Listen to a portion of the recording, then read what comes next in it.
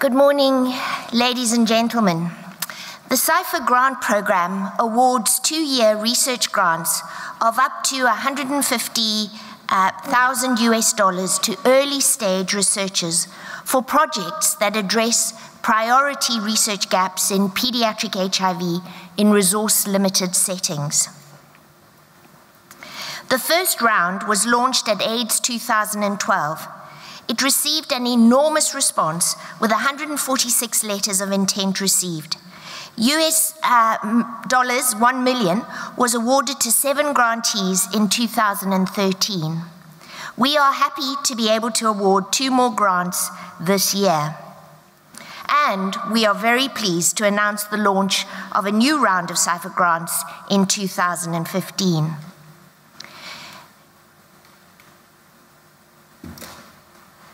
The applications for the 2015 round will open on the 1st of October and close on the 31st.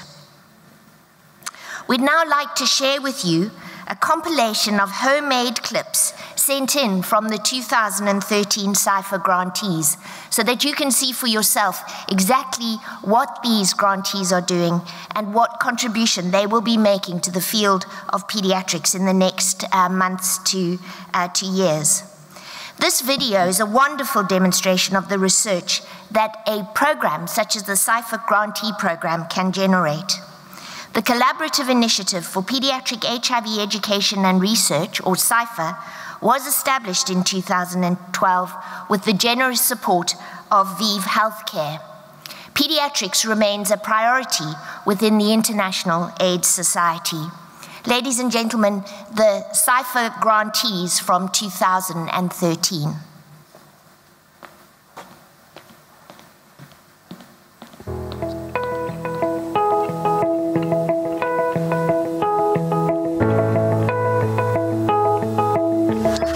Everyone, my name is Tupeni Kapitotembo from the University of Malawi College of Medicine.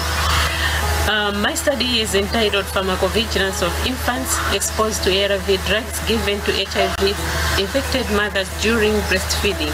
The main objective of my study is to assess whether long-term exposure to EFV and TDF through breast milk in HIV-exposed breastfeeding infants is associated with renal growth and neurodevelopmental problems. We will also measure drug levels of these drugs in breast milk and plasma in HIV-infected mothers and their infants. The findings from this study will provide information on the safety of long-term exposure to EFV and TDF through breast milk in HIV-exposed breastfeeding infants to policymakers, not only in Malawi, but also at an international level. This grant really means a lot to me because it is a huge stepping stone in my research career, and I believe that a lot of collaborations, several studies will come out of this project.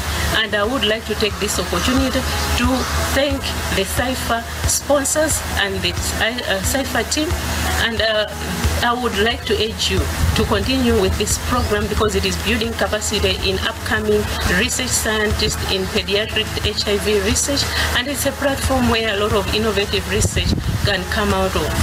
My name is Kujarene. I am one of the CIPHER grantees from Ethiopia. I am doing a research among adolescents living with HIV. We have a plan to conduct a cohort study in 10 hospitals in 2 regions of Ethiopia. And the purpose of this research is to understand the treatment outcomes among adolescents living with HIV.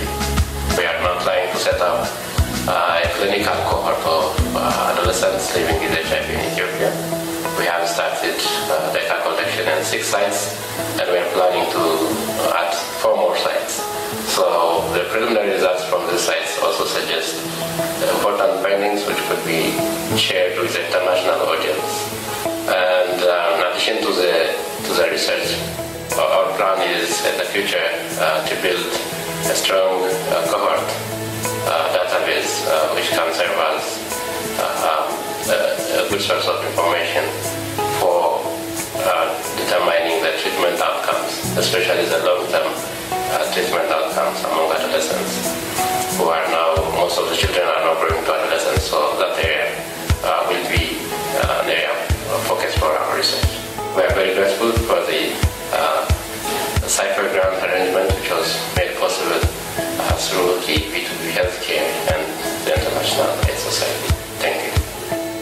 My name is Matthew Kelly, and I'm a CIPHER grant recipient from the United States.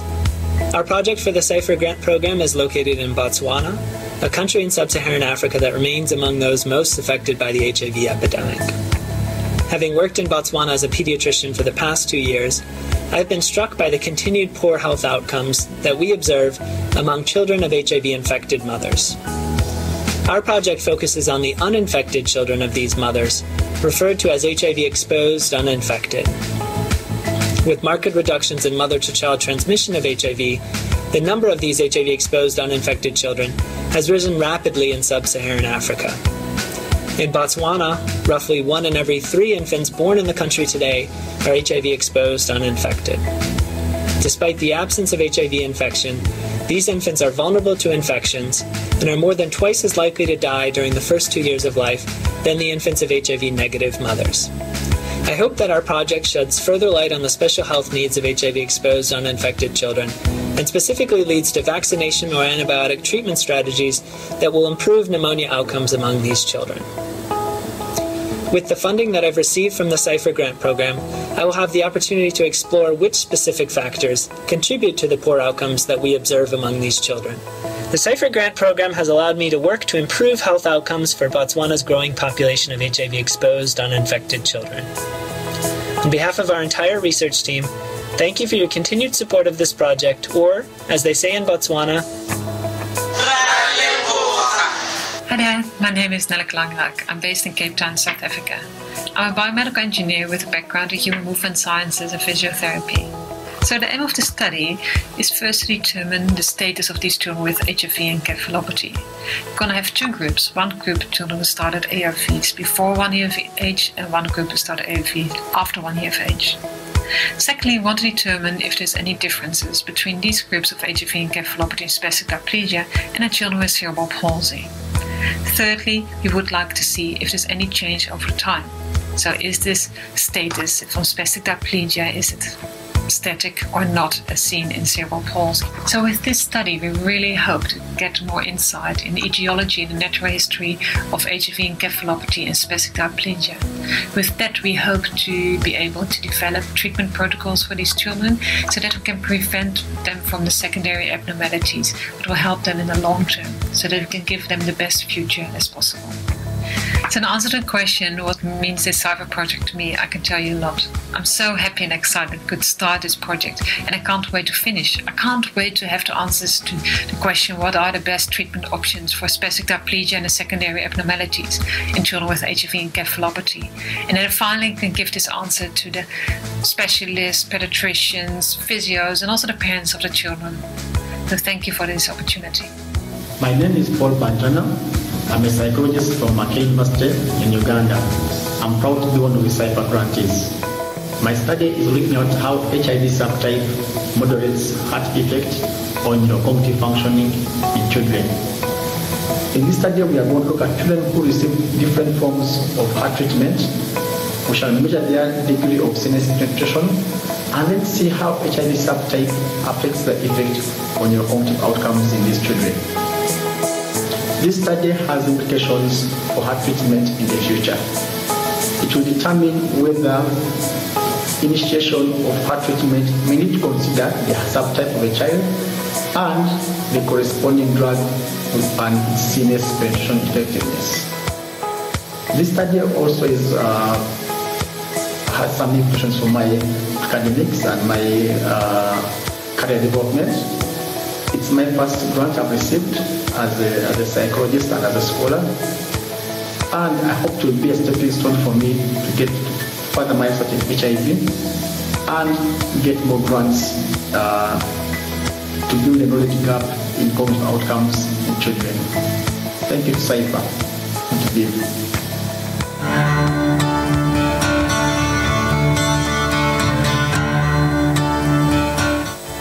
Mzansi Wako is local slang meaning your South Africa. It is a research study focusing on the experiences and behaviors of HIV-positive teenagers. It investigates young people's perceptions and use of antiretroviral treatment. This study is part of the Collaborative Initiative for Pediatric HIV Education and Research, and is funded by the International AIDS Society and partners. This research aims to have a meaningful impact for policy and programming. For our study, the key questions are: what are the real-world challenges of providing ART and caring for those on treatment in places with few resources? What are the key factors that determine how well young people take ARV medication?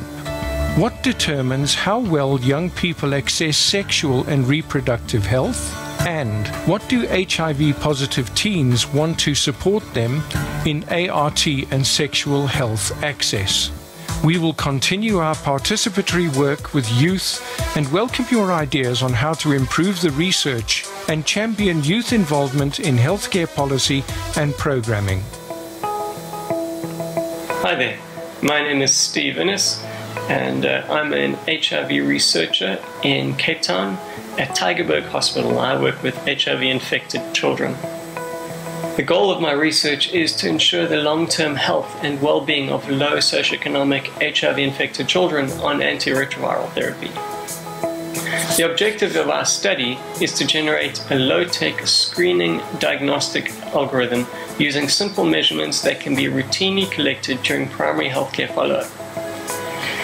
This diagnostic screening algorithm will identify early changes in the elasticity of the large vessels, that's the aorta, the femoral and carotid arteries. And these mirror the changes in all of the body's arteries. This simple surveillance tool will enable nurse-driven, low-cost, high-efficacy, countrywide surveillance for early cardiovascular disease in HIV-infected children using widely available skills and easily obtainable equipment. Early diagnosis will allow therapeutic intervention at the disease's most treatable stage. And this in turn will sustain the well-being of HIV-infected children on antiretroviral therapy and preserve their ability to care both for themselves and for younger uninfected siblings.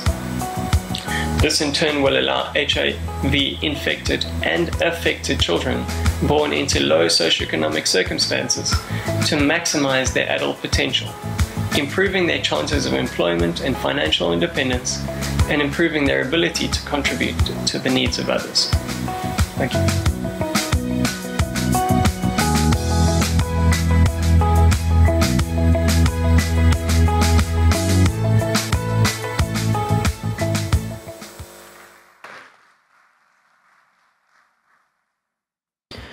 Please welcome Françoise Barré-Senoussi, President of the International AIDS Society, who will be presenting the awardees for the CIPHER Grant Program.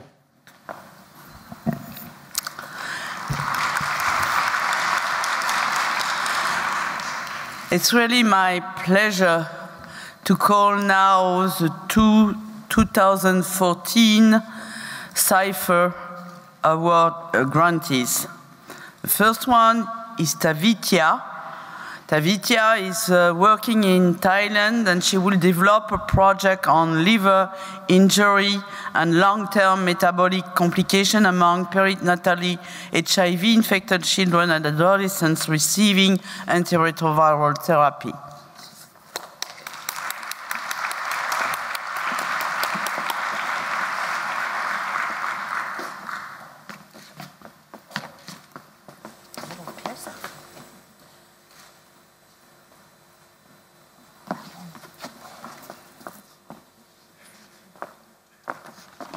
The second grantee is Eric McCollum. Eric is working in Malawi, and he will develop a project on bubble CPAP treatment in hospitalized African infants failing standard pneumonia care in a high HIV prevalence country. Eric?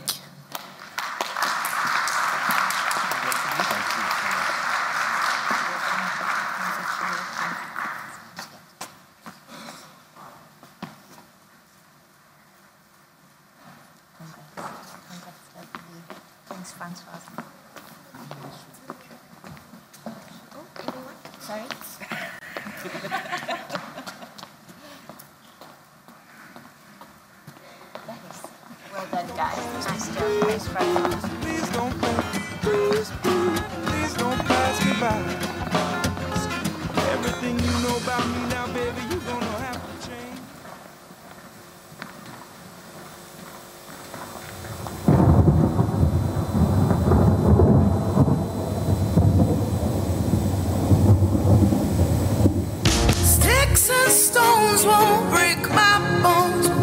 break my blood, make me better. I'll take a pill, then take another. That won't bring back my love, yeah.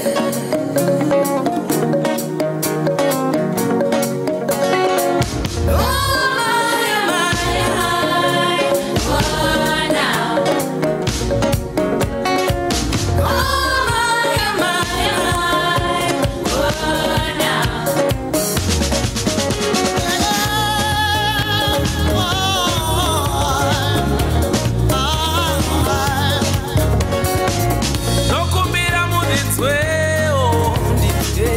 Masoko ari padudu pa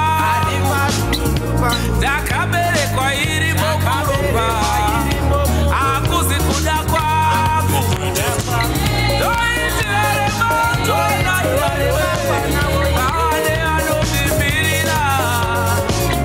In the storm we learn how to dance.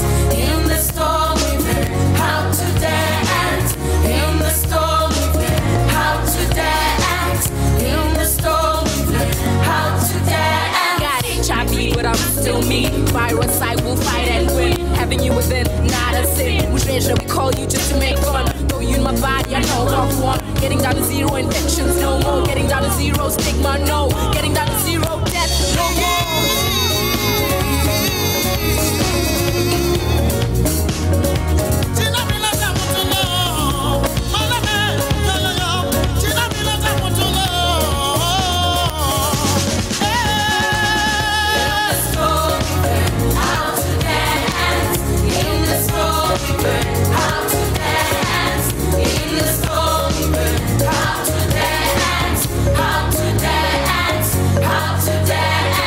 Next time you see me walking on the street, know there's a story that hides in me. Don't look away and pretend that I'm not there.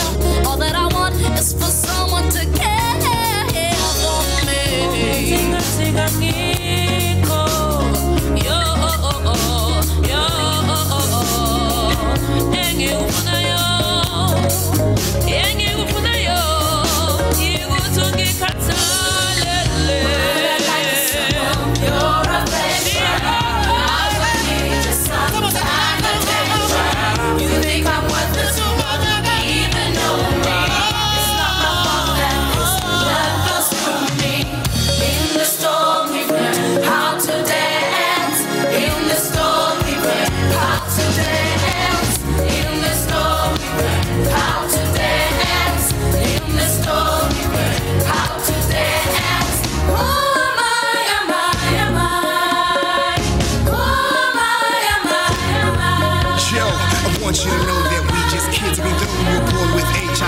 Teenager virgin contraction, the first of a fighting generation. We fight against AIDS and discrimination.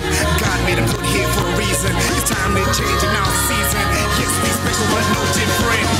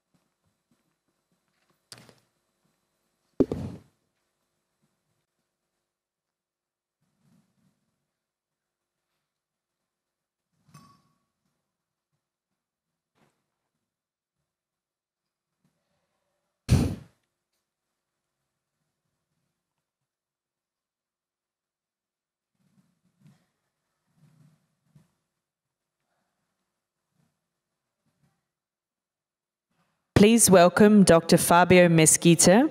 Dr. Mesquita is the Director of the Department of STDs, AIDS and Viral Hepatitis at Brazil's Ministry of Health.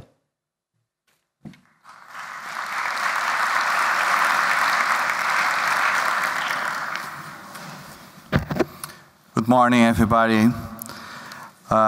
It's fascinating that it's Friday. We could say, thanks God it's Friday. It's been a very intense and excellent conference. I just would like to introduce today Dr. David Cooper. Professor David Cooper is a backstone in the field of HIV all over the world and in this region. David Cooper is a professor of medicine at the University of New South Wales and a fellow of Australian Academy of Science. He's also director of the Kirby Institute for Infection and Immunity in a society based in Sydney, Australia. The Kirby Institute is funded by the Australian Government Department of Health and Ageing to conduct research into the HIV epidemic in Australia, with the ultimate aim of reducing the burden of the HIV epidemic for the affected community. As we all know, and we all learned this week, Australia is one of the most successful response to the HIV epidemic in the world, and Professor David Cooper was deeply involved on that. Professor Cooper is a consultant physician to the HIV Immunology Service at St. Vincent Hospitals in Sydney, and is a director of HIV-NET, a clinical research and trial collaboration based on the Thai Red Cross AIDS Research Center at the Chulalongkorn University Hospital in Bangkok, Thailand. He works all over the world, including with some researchers in my country, Brazil. He was president of the International AIDS Society from 1994 to 1998. Please welcome Professor David Cooper.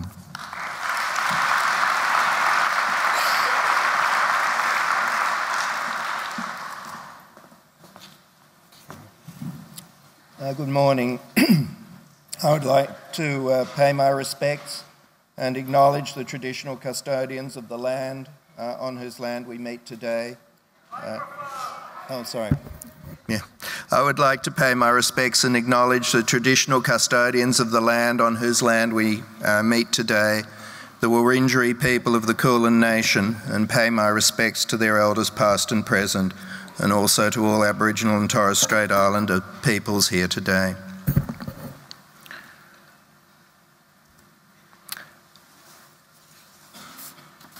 I would also like to pay tribute to my colleague and friend Joop Lange, who was killed together with his partner Jacqueline Van Tongeren 1 week ago today in such a senseless and vile way.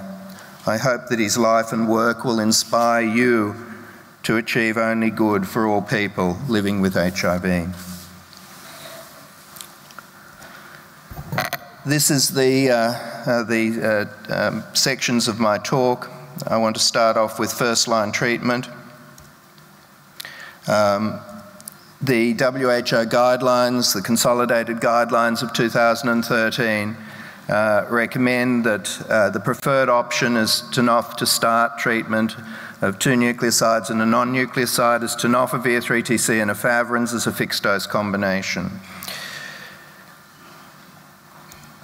D4T use should be discontinued, and efavirenz is the preferred non-nucleoside in patients starting ART while on tuberculosis treatment.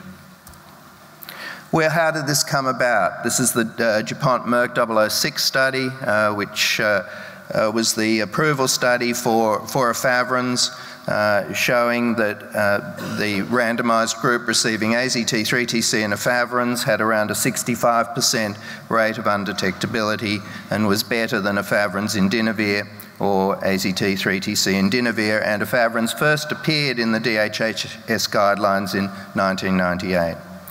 Why did efavirenz succeed so well? It was shown to be superior to triple nucleosides. It was shown to be better than nevirapine in the 2NN study led by Joop Lange. It was superior to protease inhibitors. however, when it was given in a nuke-sparing regimen with protease inhibitors, was inferior. It had never been beaten until 2013, when it was found to be inferior to the integrase inhibitor raltegravir. And efaviren's success has been related to its long half-life and forgiveness. However, like all antiretroviral drugs, they have toxicities. And the major toxicity that worries people is the low rate of CNS toxicity with abnormal dreams, depression, or mental confusion whose risk factors are depression and other mental health disorders. The usual management is to switch to another non-nucleoside or another anchor drug. There's been recent concern about suicidality in the use of efavirenz, and this is a study from the ACTG, retrospectively looking at all their randomised trials of efavirenz versus non-efavirenz containing regimens, published this year in the Annals of Internal Medicine. Suicidality, defined as suicidal ideation, suicidal attempt, or suicide, had a greater hazard ratio of 2.3 in people receiving efavirenz than efavirenz-free regimens, which was statistically significant. Suicide attempts or completed suicide also had a hazard ratio of 2.6, which was not statistically significant. Note that the rate of suicide or suicidality is very low, and the hazard ratio is not terribly high. However, it has caused concern, yet other cohorts have not been able to reproduce these findings. The WHO, in preparation for the recommendation of efavirenz-based regimens for all, did a very nice review of the risk of birth defects, which had been a concern in efavirenz versus non-efavirenz-based regimens. And the event rate of birth defects was similar in pregnant women receiving efavirenz or non-efavirenz-based regimens. What about optimisation of treatment? Can we use reduced doses of antiretroviral drugs, particularly a drug like efavirenz? The Global Fund plans to expand treatment.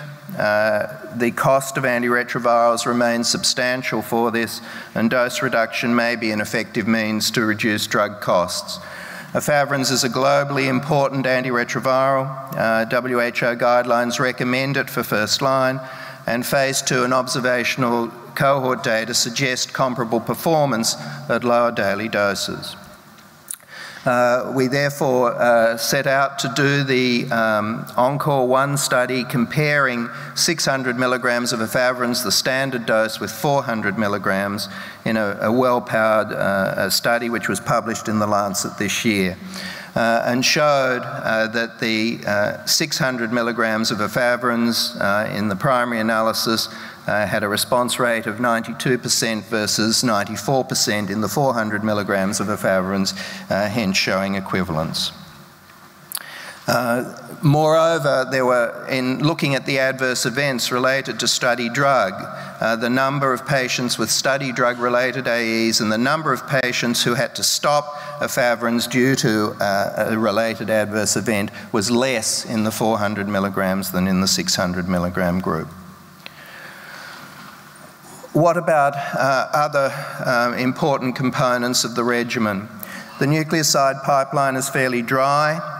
The main drug coming through right now is TAF, or tenofovir alafenamide, which is a prodrug of tenofovir. Tenofovir is not absorbed into the gut. The TDF prodrug is absorbed into the plasma, where it's converted to tenofovir. TAF, absorbed into the plasma, also moves to the lymphoid cells, where it's converted to tenofovir and then phosphorylated to the active moiety.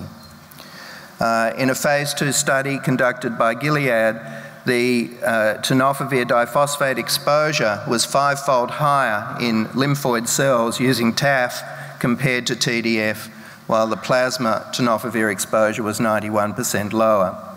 The virological response in this phase 2 study was identical, and the effects on glomerular filtration rate was less with TAF than TDF, and there was less bone mineral density decrease with TAF than TDF. So it will be interesting to look at the development of this drug in phase 3, particularly with its lower milligram dose. What about integrase inhibitors? I'm just showing you one particular study, but what is interesting is that integrase inhibitors appear to be better than non-nucleosides and protease inhibitors. This is the in first-line regimens. This is the study, the single study of dolutegravir versus efavirenz. And shows at 96 weeks an 80% response rate superior to the 72% response rate for efavirenz. Why is this? It's really because of tolerability and adverse events leading to discontinuation, particularly psychiatric disorders, nervous system disorders, and skin and subcutaneous tissue disorders, which were more frequent in the efavirenz group than in the dolutegravir group. Moreover, there is considerable interest in long-acting integrase inhibitors, such as a drug called carbotegravir, in which monthly long-acting injections protect macaques against repeated vaginal SHIV exposures, as shown from these data presented at CROI this year. So what's the future of first line? I think the established scheme of the two nucleoside RTI backbone and the anchor drug is very, very unlikely to change for the foreseeable future. There's an urgent need to decide whether to implement an optimized dose of efavirenz. The nucleoside pipeline is very dry, but TAF may be a safer prodrug of tenofovir. I think in the long run it's likely, not just yet, but it's likely that integrase inhibitors will replace efavirenz as the anchor drug globally. But we've got a long way to go. And certainly the long-acting depot ART will be developed and is a very attractive option for many populations. Moving to second line, WHO recommends that the second line ART for adults should consist of 2 nucleosides and a boosted protease inhibitor. These are the recommended options. If tenofovir is used in first line, then you should use AZT and 3TC, and the reverse if AZT is used or a thymidine analogue is used in first line. Heat-stable fixed-dose combinations of boosted atazanavir or boosted lopinavir are the preferred PI options for second line. We decided to do the second line study to see if there were any, firstly to see if we could validate the WHO standard of care, which had not been examined in a randomised clinical trial, and to see if there were any other options for second line. So we randomised 540 patients who failing first line to boosted lopinavir with 2 to 3 nucleosides, the WHO standard of care, versus a novel regimen of raltegravir with boosted lopinavir. The nucleoside choices were tenofovir in about 50% and AZT in about 20%, and most of the patients in whom we did genotype resistance testing had evidence of nucleoside mutations. The GART testing was optional prior to randomisation. These are the results. I think that they're important. They're the 96-week results. Firstly, that in second-line therapy you can get such a great response rate of around 80% with the WHO standard of care or the novel regimen, and there was no difference between boosted lopinavir with raltegravir and boosted lopinavir with 2 to 3 nucleosides. What were the predictors of virological failure on second line? It turns out that there were races other than Asian, high baseline viral load, adherence, an adherence measure, and the genotypic sensitivity score, such that paradoxically people with the most options with high genotypic sensitivity scores were much more likely to fail, suggesting that if adherence is bad in first line, it's going to be bad in second line as well, and suggesting that we should put our efforts into adherence, improving adherence rather than worrying too much about genotype resistance testing.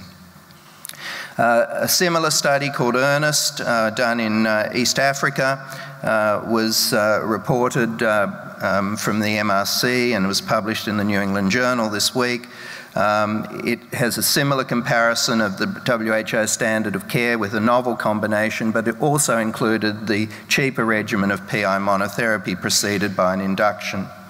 They were followed up for 3 years. The primary outcome was good HIV disease control, defined in this way appropriate for low-income countries.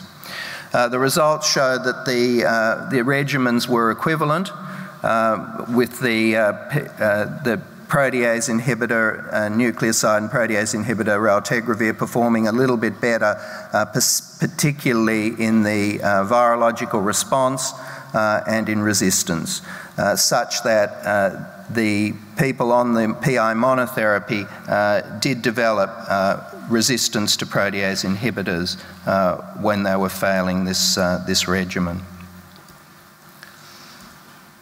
So what's the interpretation and conclusions?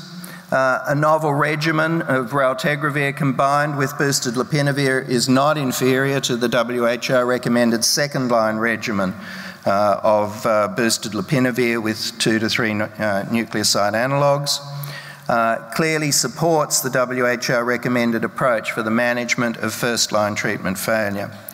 The simpler combination of an integrase inhibitor combined with a boosted protease inhibitor may extend the public health approach to the provision of second-line antiretroviral therapy.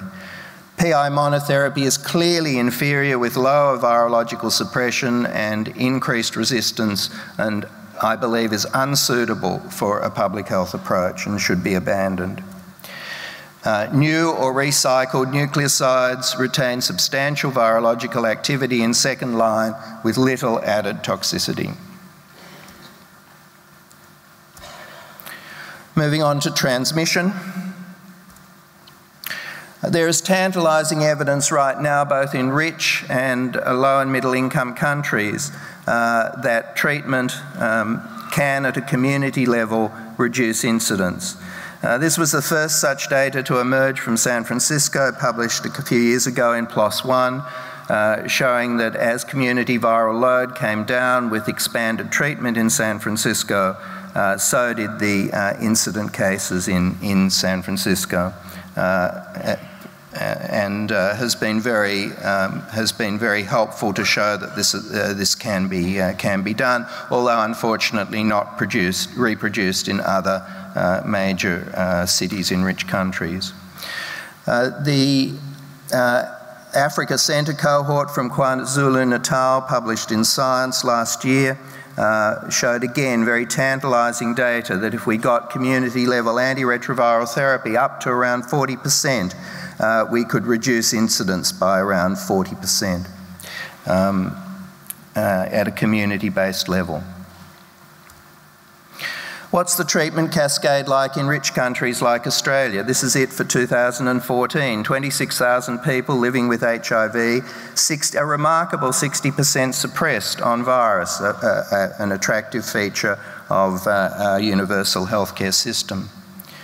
Yet, over the last 10 years, the newly diagnosed HIV infection in Australia is increasing. So clearly getting to 60% suppression is not sufficient. In our group at the Kirby, James Jansen and David Wilson have done some modelling to suggest that if we could get the proportion of people on antiretroviral therapy up to around 80%, with a reduction in the time between infection and diagnosis so that we could increase testing, we might be able to reduce incidence by around 50%. And we are trying very hard in various jurisdictions in Australia to see if we can achieve this goal. Moving on to early treatment. Why are we treating earlier? I think the biology of HIV replication throughout the lifetime of someone's HIV infection and the continual effects on the immune system with immune deficiency and immune activation is considered to be bad for you. We have now simpler regimens as fixed-dose combinations with higher efficacy, less adverse events and less resistance. There are large cohorts now of early treatment showing improved outcomes compared with later treatment. Treatment reduces non-AIDS complications, particularly those which increase with age. And there is a CD4 gradient of serious opportunistic infections, particularly tuberculosis and particularly for low and middle income countries, as well as a gradient for serious non-AIDS complications, such that if you could keep the CD4 count higher with antiretroviral therapy, you will have a nice prophylactic effect against tuberculosis, and that has been indeed shown in practice in some studies. We can prevent transmission as an additional public health benefit of early treatment. The guidelines are starting to support that, and I think it's important for aspirational goals in the field. The cohort data is mixed. The NA Accord data gives a twofold signal for death in treatment above 500 versus waiting to below 500. Other cohorts have the same signal but at lower CD4 count levels, such as the Cascade cohort. And other cohorts do not show the same signal of improved death rate at higher CD4 counts by starting earlier. The SMART study taught us that it was one of the serious manifestations of not treating HIV infection at higher CD4 counts was major cardiovascular, renal and hepatic events. Here shown in the SMART study that in the viral suppression group there was 39 events versus in the intermittent therapy group, CD4 guided, there were 65 events. And I think was very important evidence for the field that HIV did cause other mischief besides opportunistic infections. The transmission effect of antiretroviral therapy is beyond doubt with the HPTN 052 study. And we know in this very complicated diagram, but was published in Immunity by Steve Deeks and colleagues last year, that HIV has an extraordinary impact on pathways of inflammation, coagulation and health. And clearly switching off HIV may improve those adverse pathways. So why then the pushback? Why is it that everyone isn't saying that we should treat everybody? I think there are a few reasons for this. Firstly, the randomised trial data is not compelling. The event rates are fairly low at high CD4 counts. Life expectancy in rich countries with the current guidelines is essentially normal. And HIV may not be the only culprit in determining serious non-AIDS events. The guidelines depend on expert opinion, which is occasionally incorrect in the absence of evidence. And the prevention of transmission, while critical for discordant couples, may not be achievable at a population level, although we hope it will be. So these are the only data that we have on early versus deferred antiretroviral therapy. The SMART naive data, the CIPRA-Haiti study and the HPTN 052, looking at the deaths in early ART versus deaths in deferred ART. And you can see that there are, in the pooled data, less deaths with early. However, the early treatment is around 350 and the deferral is at a level which we would consider very, very unsafe, around 200. This is data from the Australian HIV Observational Database, led by Matthew Law and Kathy Patuminis with a number of Australian sites around the country. And this shows that if you can keep the CD4 count above 350 with suppressed virus, your 10-year survival by age and time-updated CD4 cell count is the same as the age-matched HIV-negative population in Australia. So, you know, survival is pretty good right now, and this has been reproduced in other rich countries. Moreover, the DAD study, as an example, shows that the recent or cumulative ART exposure to some antiretroviral drugs, such as abacavir as the example of a nucleoside, or boosted lopinavir as an example of a protease inhibitor, is associated with an increased risk of myocardial infarction. So we want to be sure that there is no signal from the drugs that would contribute to early mortality. So it's important that the START study is done, as well as some other studies that are going on globally right now. This takes HIV-infected adults and randomises them with a CD4 count of over 500 to immediate therapy versus deferral to 350. It's 5 years follow-up with the primary endpoint being AIDS, non-AIDS events or death. The study is completely enrolled by 2013 thanks to a global coalition of many sites in the INSIGHT network, and there are very important sub-studies looking at organ dysfunction with early treatment and whether there is any benefit. START will be out in 2016, hopefully. What is the impact of the scenarios? If such an important study shows superiority of early treatment in a randomised trial, I'm fairly certain that this will lead to a change in guidelines such that treatment will be recommended for all HIV-infected persons.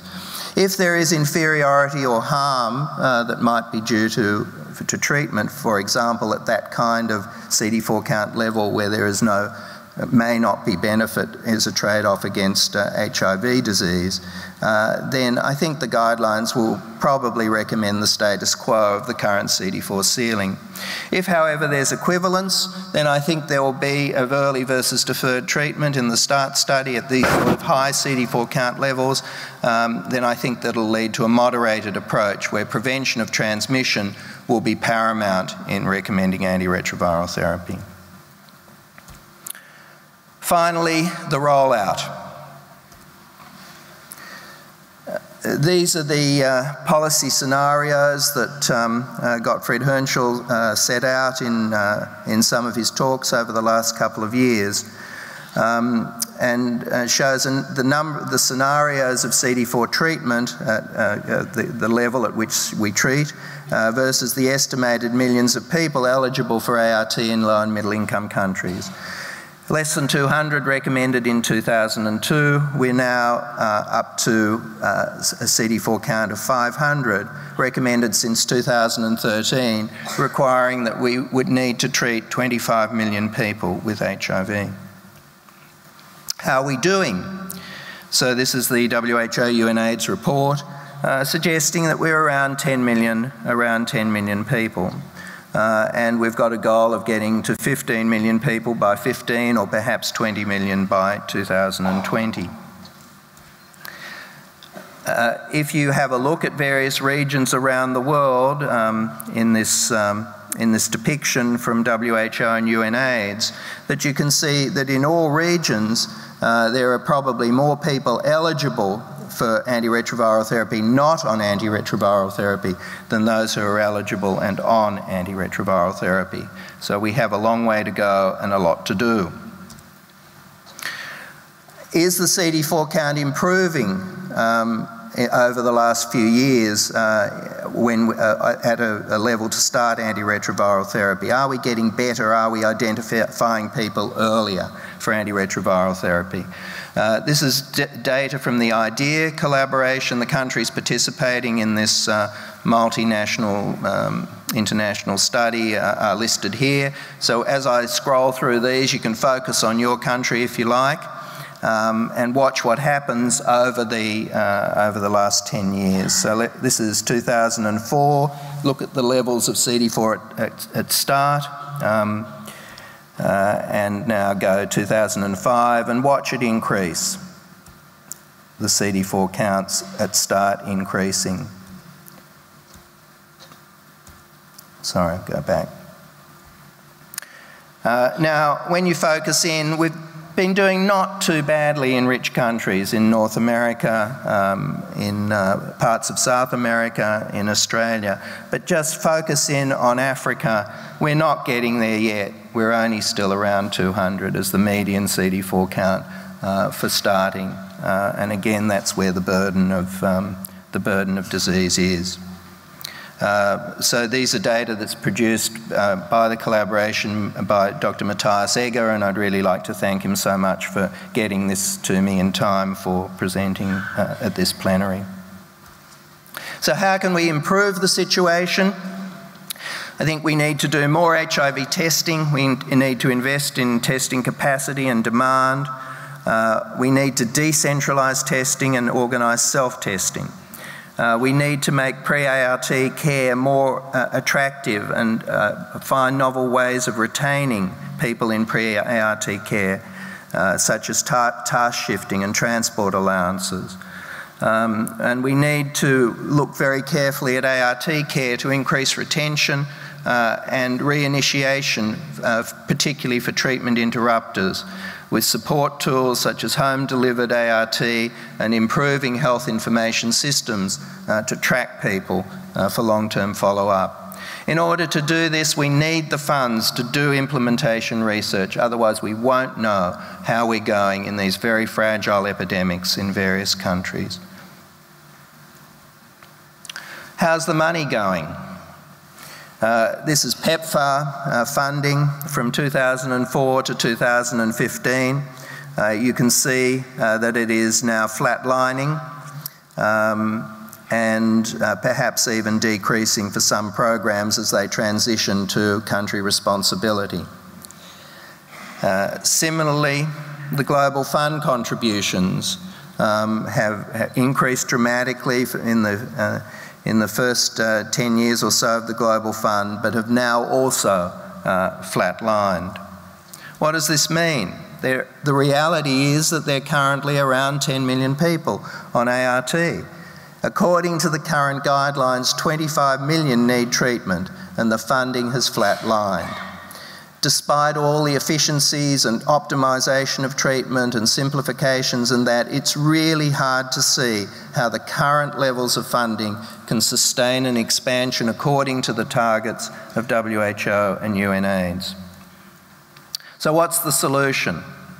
We have tantalising preliminary indications that we may be able to reduce incidence in both rich countries and low and middle income countries with an effective rollout. We have no vaccine or cure right now, so antiretroviral therapy is the major intervention which could reduce incidence. It would be a tragedy if we couldn't get enough people on treatment to reduce incidence, and we need to tell civil society that flatlining of funds is just plain unacceptable. We must finish the job.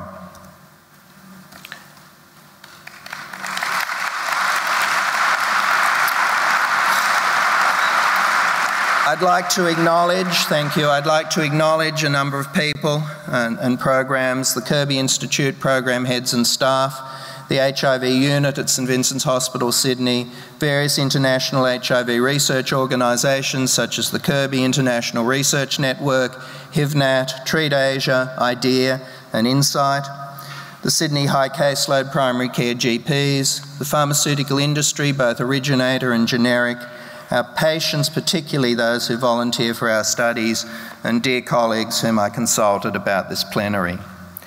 Special acknowledgements to some colleagues at the Kirby, the late Brett Tyndall, Sean Emery, Tony Kelleher, Matthew Law and John Caldor, and international colleagues Cliff Lane, Hugh Blanga and Prapan Panapak. Finally, we can and will triumph to make antiretroviral therapy available to the many millions more who will benefit as a lasting legacy of Hugh Blanga's pioneering work in access to treatment for all persons living with HIV. Thank you.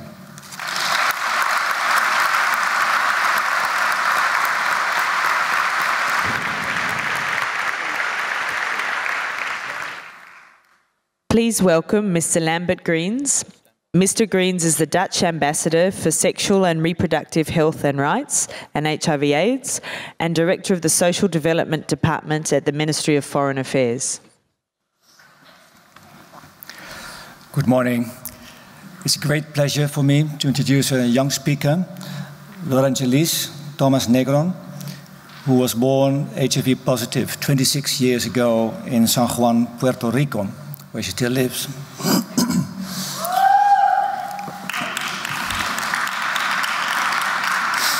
Lorangelis publicly shared her HIV status in 2008, after which she became a certified HIV counselor and worked for 2 years as a youth peer facilitator.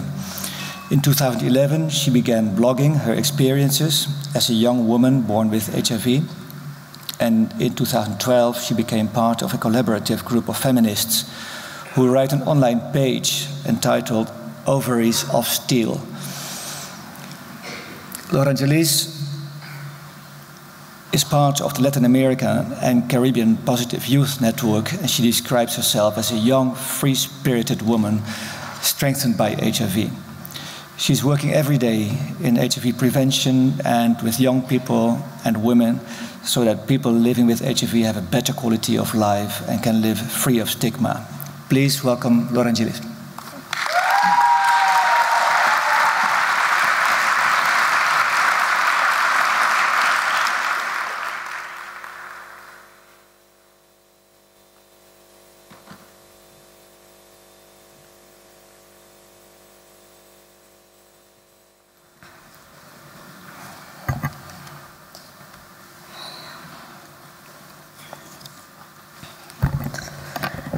Ladies, gentlemen, adolescents, young people, and adults, good morning.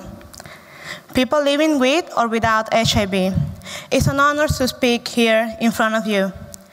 2 years ago, I was in the Washington conference held in Washington at 2012, and I thought that those that were up here were the best in the HIV.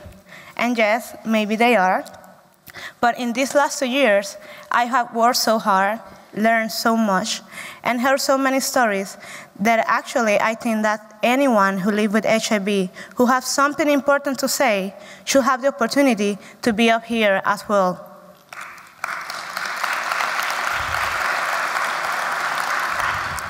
I could use this opportunity to talk about my life and how complex it can be to grow up with HIV.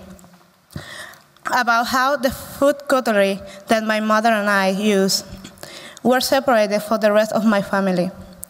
About how my mom died when I was 11 years old, or about what crossed my mind when I attempted suicide when I was 20. So I decided to take this opportunity to bring issues through different stories and experiences, because adolescents and young people have so much to say that I won't settle just for talking about myself. So I hope to be assertive with my words, and every young people, every adolescent living with or without HIV can identify themselves with them. Having said that, what is participation? It is going to a space just to validate decisions that others have already taken. It is going to a space just so they can say that young people were there. Or is going to a conference and write a document that after doesn't land in a national or local level because government won't fully commit. In recent years, I have seen an increase of youth participation in different decision-making spaces, which is marvelous, but isn't always quite real, isn't always quite meaningful. Now, if we are not the creators, development, implementers, and evaluators, we must be the one who write the policy in reference to youth and adolescents living with HIV, because they must do nothing for us without us.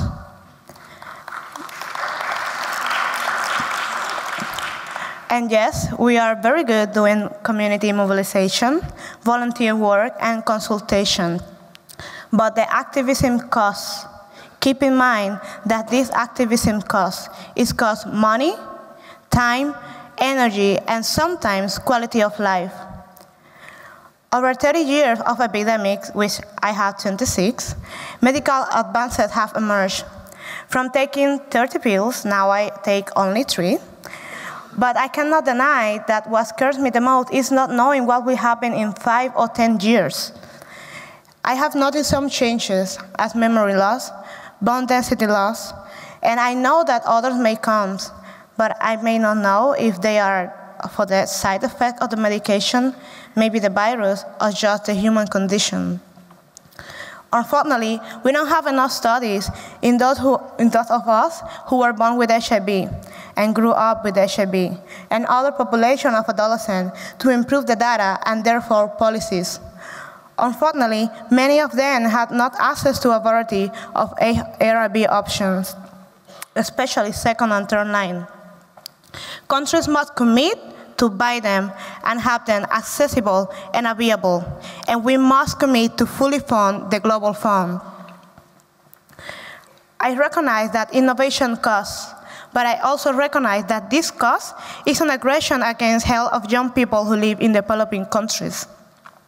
By patenting drugs in countries with high drug production and in countries that are known as the pharmacy of the developing world, the gap of inequality is becoming even larger, and this is worse for adolescents.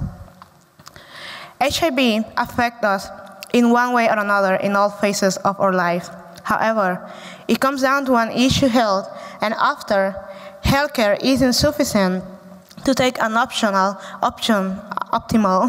quality of life. Quality of life is not limited to have the ARB therapy.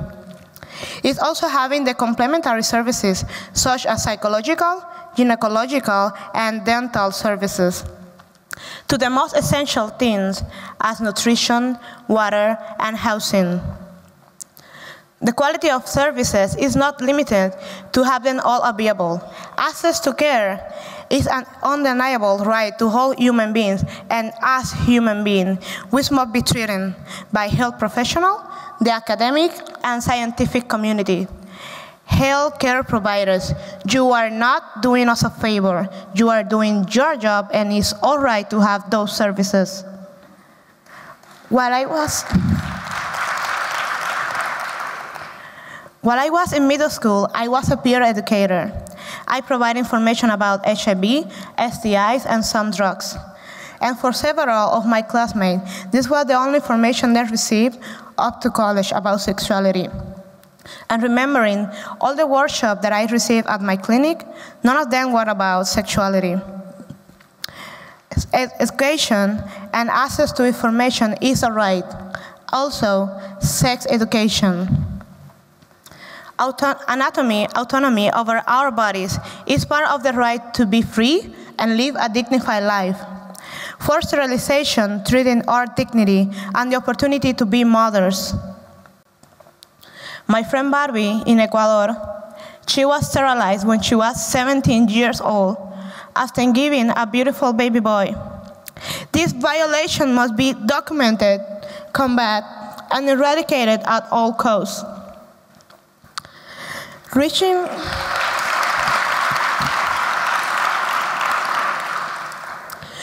the so-called end of AIDS will be increasingly difficult if we don't break taboos about sex and talk clearly and honestly. Adolescents and young people, we are having sex and we like it.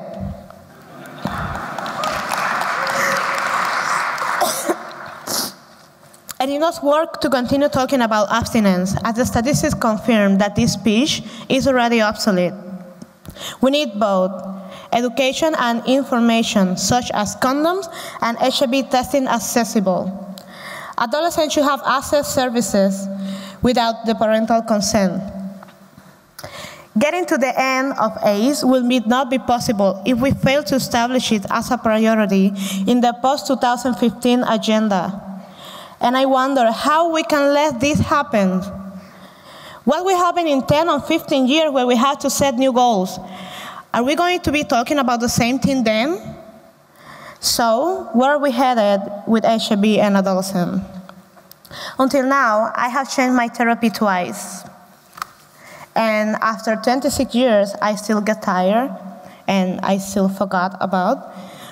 But the worst of all was not knowing or understanding what was happening with my body, not understanding how was my health, the importance of each thing.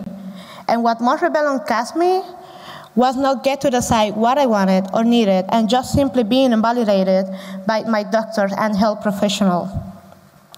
Health and education should be linked.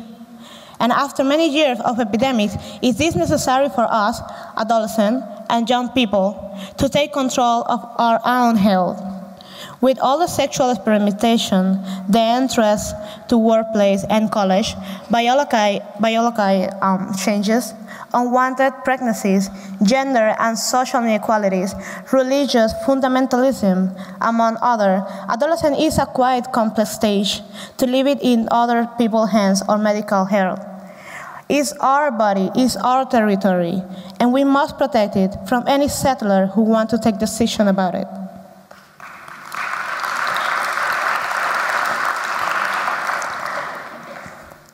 We are not only discriminated and stigmatized for living with HIV.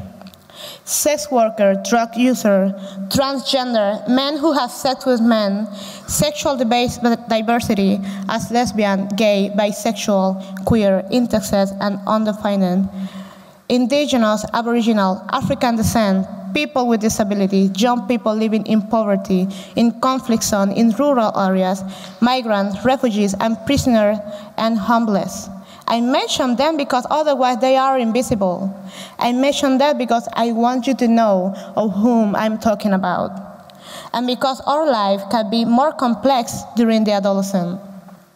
Living with HIV makes us even more vulnerable and put us in a higher risk of being mistreated, abused, and extreme causes to be killed, like happened in the past in my country. The failure to provide adolescents the adequate information and the tool to make informed decisions about their healthcare is an assault on their own existence. By denying access to health, you violate our human rights and in consequence the opportunity to have a dignified life. According to the latest report of the World Health Organization, AIDS is the second leading cause of death in young people and adolescents. The first one is traffic accidents. And I mention this because isn't another disease the first one? Not some other health issue is going about the HIV. Adolescents and young people are dying from AIDS all around the world. Working in prevention, I have noticed that isn't always addressed to the people who are most vulnerable and invisible, which expose them more to get HIV and receive all kinds of discrimination and violence. It is essential to increase HIV testing, free and unrestricted for adolescents. It is vital to expand treatment options for adolescents, not only because we know that treatment as prevention works, but it's the right to live. It's said that the life expectancy of young people living with HIV is similar to those who don't live with HIV. But how affordable is this life expectancy? Before coming, my friend Cindy in Puerto Rico, she was also born with HIV. She had this headache from about more than a month, and she didn't know what was it. And when she went to the doctor, result, it was a fungus in her head. And it cost more than $100 to treat it. She doesn't have that kind of money. So I wonder if this applies also for us who are born with HIV and have more than 20 years living with it. So I ask again, how affordable is this life expectancy? Does this apply to those adolescents living with HIV in countries where homosexuality and HIV is criminalized? Does this apply for those migrants and adolescent sex workers who don't necessarily have access to healthcare? Or for young women and adolescent transgender who are victims of gender-based violence?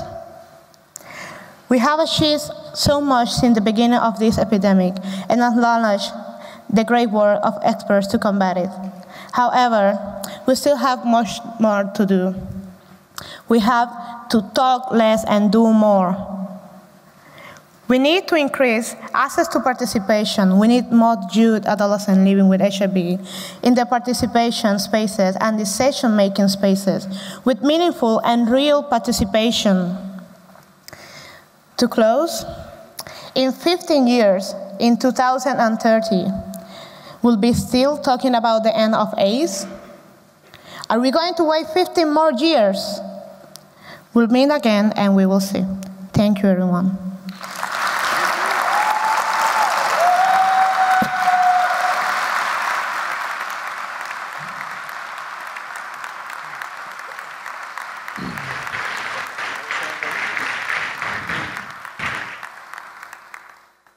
Please welcome back Mr. Lambert Grins to introduce our third speaker.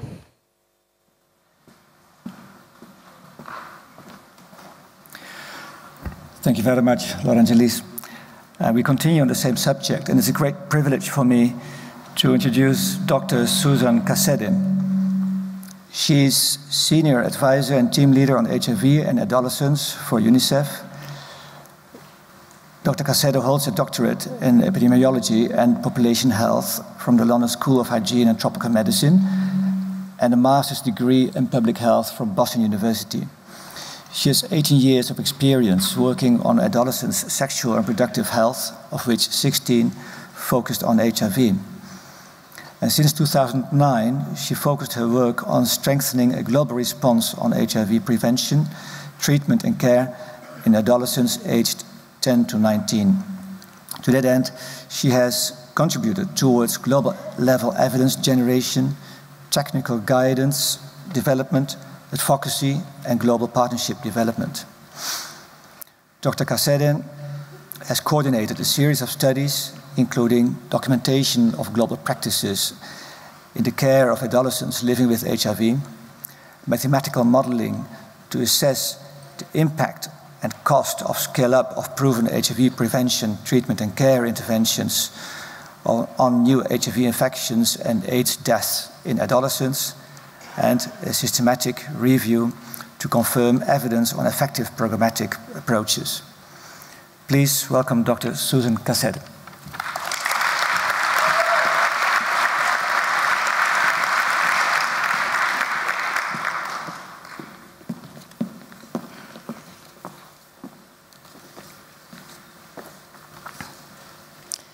Thank you, Mr. Chair.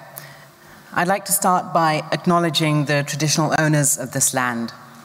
And I'd also like to thank the Conference Coordinating Committee for the invitation to deliver this plenary on ending the HIV epidemic in adolescents.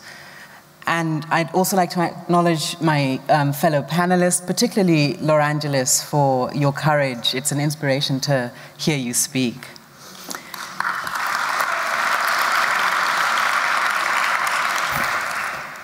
There are many people who have contributed to this talk, and I'd like to acknowledge them all here on this slide. I'd like especially to acknowledge the adolescents and service providers from all over the world who have shared their stories and time to contribute to these remarks. I'd particularly also like to thank my colleagues Craig McClure, Chewe Luo, Natalie Amar, Dorothy Mboringacha, as well as Donna Fatterban and Peter Gordon for their support. 2 years ago, at the International AIDS Conference in Washington, Geeta Rao Gupta, UNICEF's Deputy Executive Director, reminded us that we need to make sure that our response for adolescents is not only effective, but just. Since that time, at UNICEF, we've undertaken significant work to strengthen our support at all levels to deliver better results for adolescents. And so I'd like to start by talking about this picture that we've seen and heard about several times this week. The only group in whom AIDS deaths are increasing is adolescents, as shown in the red line above. Every day, 300 adolescents are dying due to AIDS. At UNICEF, we've analyzed the best available data, and what we've found is that 10 years ago, in 2005, 69,000 adolescents died of AIDS. By the end of 2012, that number had increased by 50%. 50%. Yet AIDS deaths had fallen by 30% across all age groups. This is a humbling reminder that we have not done our best for adolescents, and we must turn our attention to addressing this gap. We've got to end the AIDS epidemic among adolescents, and to address this inequity, we must act with urgency. Let's look a little deeper into the situation of adolescents globally. 1 in 5 people in the world today are aged between 10 and 19, which means that globally there are an estimated 1.2 billion adolescents. Of the 35.3 million people living with HIV today, 2.1 million are adolescents. 82% of all adolescents living with HIV, in other words, about 1.7 million in total, come from sub-Saharan Africa. That region, which accounts for about 16% of the world's adolescents, accounts for 82% of all HIV infections in adolescents. Eastern and Southern Africa, home to just 8% of all adolescents in the world, accounts for 63% of all adolescents living with HIV.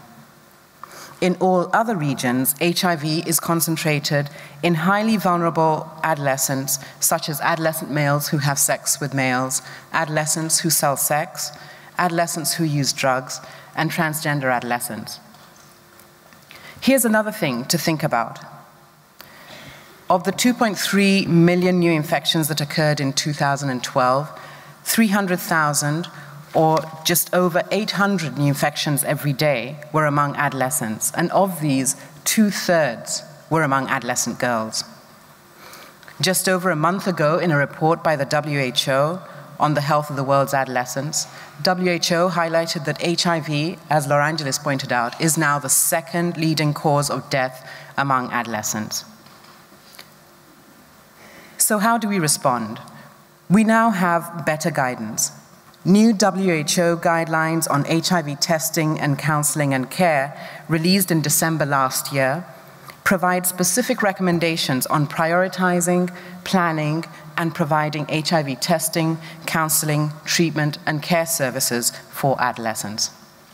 An accompanying policy brief summarizes these recommendations, while an interactive tool, web-based tool, illustrates the recommendations and key messages of the guidelines with practical guidance and multi-format resources for reaching adolescents and providing more appropriate services tailored specifically for them. We also have better evidence. This week, UNICEF and the US National Institutes of Health released a special supplement on adolescents and AIDS in the journal J-AIDS. Developed with many partners, the articles cover a range of themes from current epidemiology in adolescents and young key populations to lessons learned from the scale-up of both HIV-specific and sexual and reproductive health services. In this presentation, I'm going to focus on the 2 articles shown in red, starting with the systematic review of systematic reviews. I realize that this slide is difficult to read, and I apologize, but it illustrates 3 important points, and I encourage anyone who would like to read the full review and the further articles to visit the J-AIDS website, where this and all the articles in the supplement are available for download. So what this table illustrates is the following. The systematic review conducted with the London School of Hygiene and Tropical Medicine resulted in a grading of the evidence. Interventions shown in green have strong evidence of effectiveness based on high-quality studies. We can say with confidence that these interventions should be scaled up to impact biological, behavioral, and knowledge and attitude outcomes.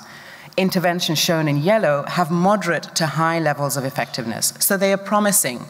But this understanding is based on lower quality evidence. We urgently need to strengthen the quality of evidence around these particular interventions. And finally, interventions in orange have shown mixed evidence on effectiveness in changing behavioral, biological, and knowledge and attitude outcomes, as per the study design. And in some cases, they've shown harmful results. In short, we clearly have evidence that is good enough for us to act upon, and we need to strengthen evaluation and implementation science around adolescent programming in order to fill the gaps in our evidence, particularly around approaches and models for effective service delivery. Now, let's hear from the true experts on what it means to be an adolescent today. I'd like to show you some messages that have been sent to you by adolescents around the world, every one of them highly vulnerable. We know adolescents are heavily impacted by HIV, but those of us who work with adolescents are always inspired by their hopes and dreams.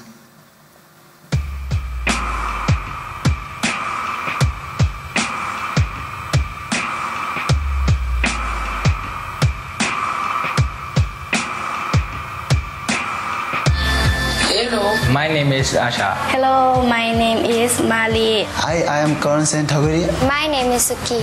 I am 14 years old. My name is Apeksha Dal. I am 18 years old. Hi, my name is Tam. My name is Natasha Tukuta. I'm 14 years old. Hi, my name is Netuya. I am 13 years old. My name is Teresa Maputi. I'm 17 years old. Hello, my name is Mia. I'm 18 years old. My name is Denzel Tawamba and I'm 18 years old. My name is Misa and I'm 16 years old now and I live in Zimbabwe.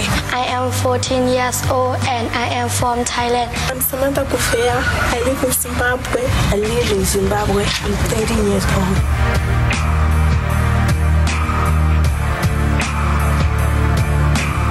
When I grow up, my dream is to be a teacher. When I grow up, I would like to be a doctor. When I grow up, I would like to be a hostess. My dream is to become a pilot. When I grow up, I would like to be a football player. When I grow up, I want to be a doctor. My dream is to be a nurse so that I can help many people. When I grow up, I would like to be a scientist. Я люблю готовить и хочу стать поваром. Mon rêve pour demain, c'est de créer des entreprises pour pouvoir lutter contre le chômage des jeunes. Merci. When I grow up, I would like to have my own business. When I grow up, I want to be a painter. When I grow up, I would like to be a farmer. When I grow up, I want to be a doctor. J'aimerais devenir médecin afin de soigner les malades et sauver les vies. When I grow up, I would like to be a social worker and advocate for LGBTI. My dream is to fly to the United States of America and be the head of UNICEF.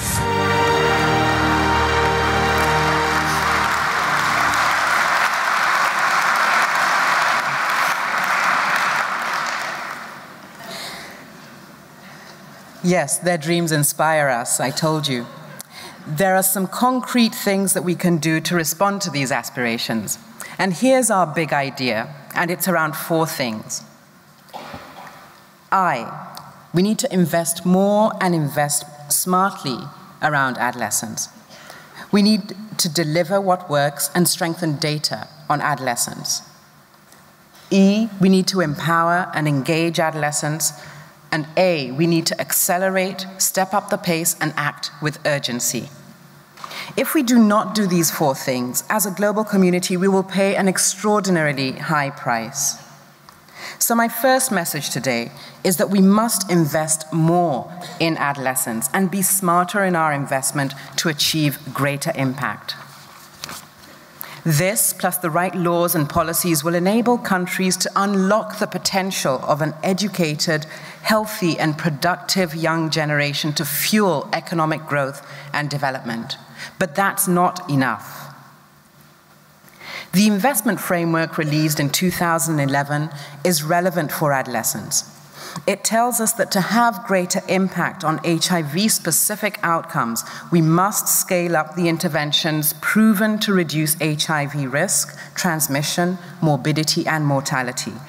At the same time, we have to create a more enabling environment for implementation and uptake of these interventions by addressing relevant laws, policies, and strengthening community engagement.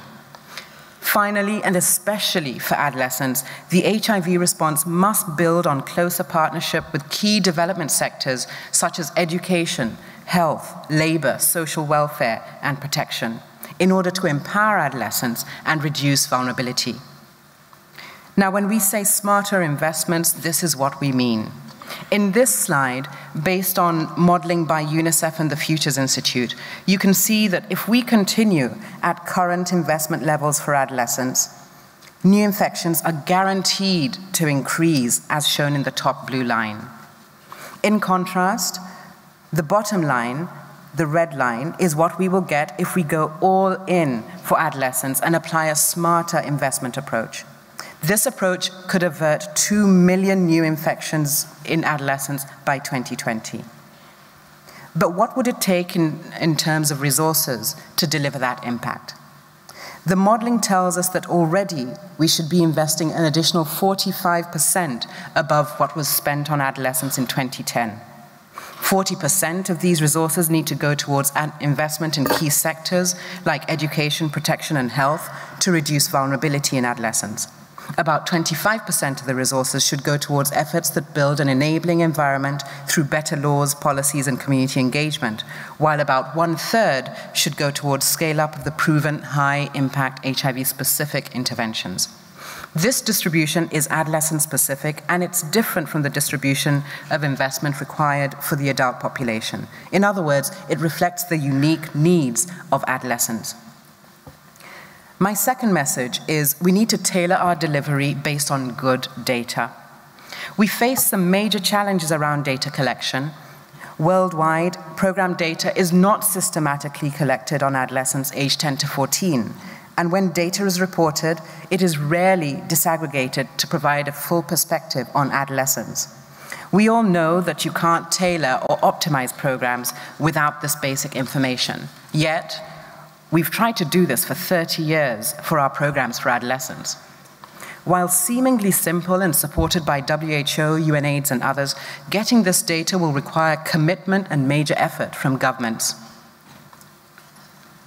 How is this challenge being addressed in practice? I'd like to highlight 3 examples. In Albania, data on adolescent key populations has helped inform the establishment of a new law recognizing these populations and emphasizing their right to protection, care, and support. The data was used to inform advocacy and resulted in inclusion of adolescent key populations in monitoring systems. It also resulted in greater commitment from national and local governments to support capacity strengthening and outreach to these key populations. This includes initiatives such as Break the Cycle, implemented by Stop AIDS Now, an intervention that seeks to prevent initiation of drug use by adolescents. Turning to Bangladesh, population size estimation was the basis for mobilization of a national partnership that has led to the development of a national strategy to address adolescent key populations. More recently, to ensure that the goals in that strategy can be achieved, Bangladesh has also begun tackling the barrier posed by the current legal age of consent to medical services. And finally, in Tanzania and Zambia, nationwide surveys are planned to generate data on coverage of HIV testing and counseling and care among adolescents, along with a broad range of services including PMTCT, pre-ART care, and sexual and reproductive health. A similar national exercise was completed in Uganda last year, revealing a significant gap in treatment access among adolescents. Data is not only important for highlighting program gaps, it highlights the diversity of adolescents, allowing us to respond better. This slide shows the distribution of new HIV infections between adolescent girls and boys in 20 countries, where close to 85% of all new HIV infections occurred in 2012. It shows the heavy burden on adolescent girls in sub-Saharan Africa, and it reminds us of the significance of key populations in the adolescent epidemic everywhere. Girls represent 2/3 of all adolescents living with HIV globally. As the graph above shows, they represent between 29 to 82% of new HIV infections in adolescents aged 15 to 19 in these 20 countries. The majority of these new infections in 15 to 19-year-olds are the result of sexual transmission. The reasons for this disparity in risk are clearly documented. They include a combination of factors such as earlier sexual debut, transactional sex as a strategy for survival, coping, and social advancement, low levels of comprehensive knowledge, earlier dropout from school, possible biological factors. Physical immaturity, fragile self-esteem, and limited negotiation skills in adolescent girls conspire to increase their risk of HIV infection and are often compounded by coercion and violence. But we also need to take seriously the particular vulnerability of adolescent boys. For example, as shown above, in 2012, in the USA, China, and Brazil, adolescent boys accounted for more than 60% of new HIV infections among adolescents aged 15 to 19. In the USA, vulnerability is particularly acute among adolescent males who have sex with males, young transgender women, and among those who inject drugs. In too many countries, gender norms are constraining and damaging for boys. Adolescent tends to mean increasing opportunities to experiment and participate, with all the potential for pleasure and danger that this implies. For far too many girls, adolescent means a limiting of opportunities, less control, and less decision-making power over their own lives and bodies, all of which are reflected in their increased vulnerability to HIV infection. To the extent that sexual transmission of HIV in young adolescents is influenced significantly by unprotected sex between young adolescents, girls or boys, and older partners, one of the biggest barriers we face is the reluctance of our societies to change the norm of unprotected, age-disparate sex. This is complex and uncomfortable, but again, we've known for 30 years that this has a critical impact on the HIV epidemic in adolescents, and ignoring it has not helped adolescents as seen in this slide. So we have to address this. And yes, we can and must empower adolescents so that they are fully informed and understand the risks so that they can take precautions, but we must also challenge older partners. History of sexual violence is associated with increased risk of HIV infection. Studies from many countries, including Uganda, South Africa, and India, show association ranging from a 1.5 to a 4-fold increase in risk.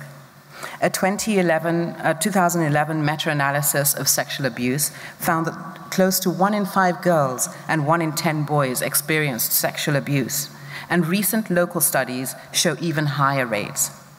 Violence Against Children surveys, or VACs, are part of the Together for Girls initiative, which focuses on promoting evidence-based solutions to sexual violence in national strategies.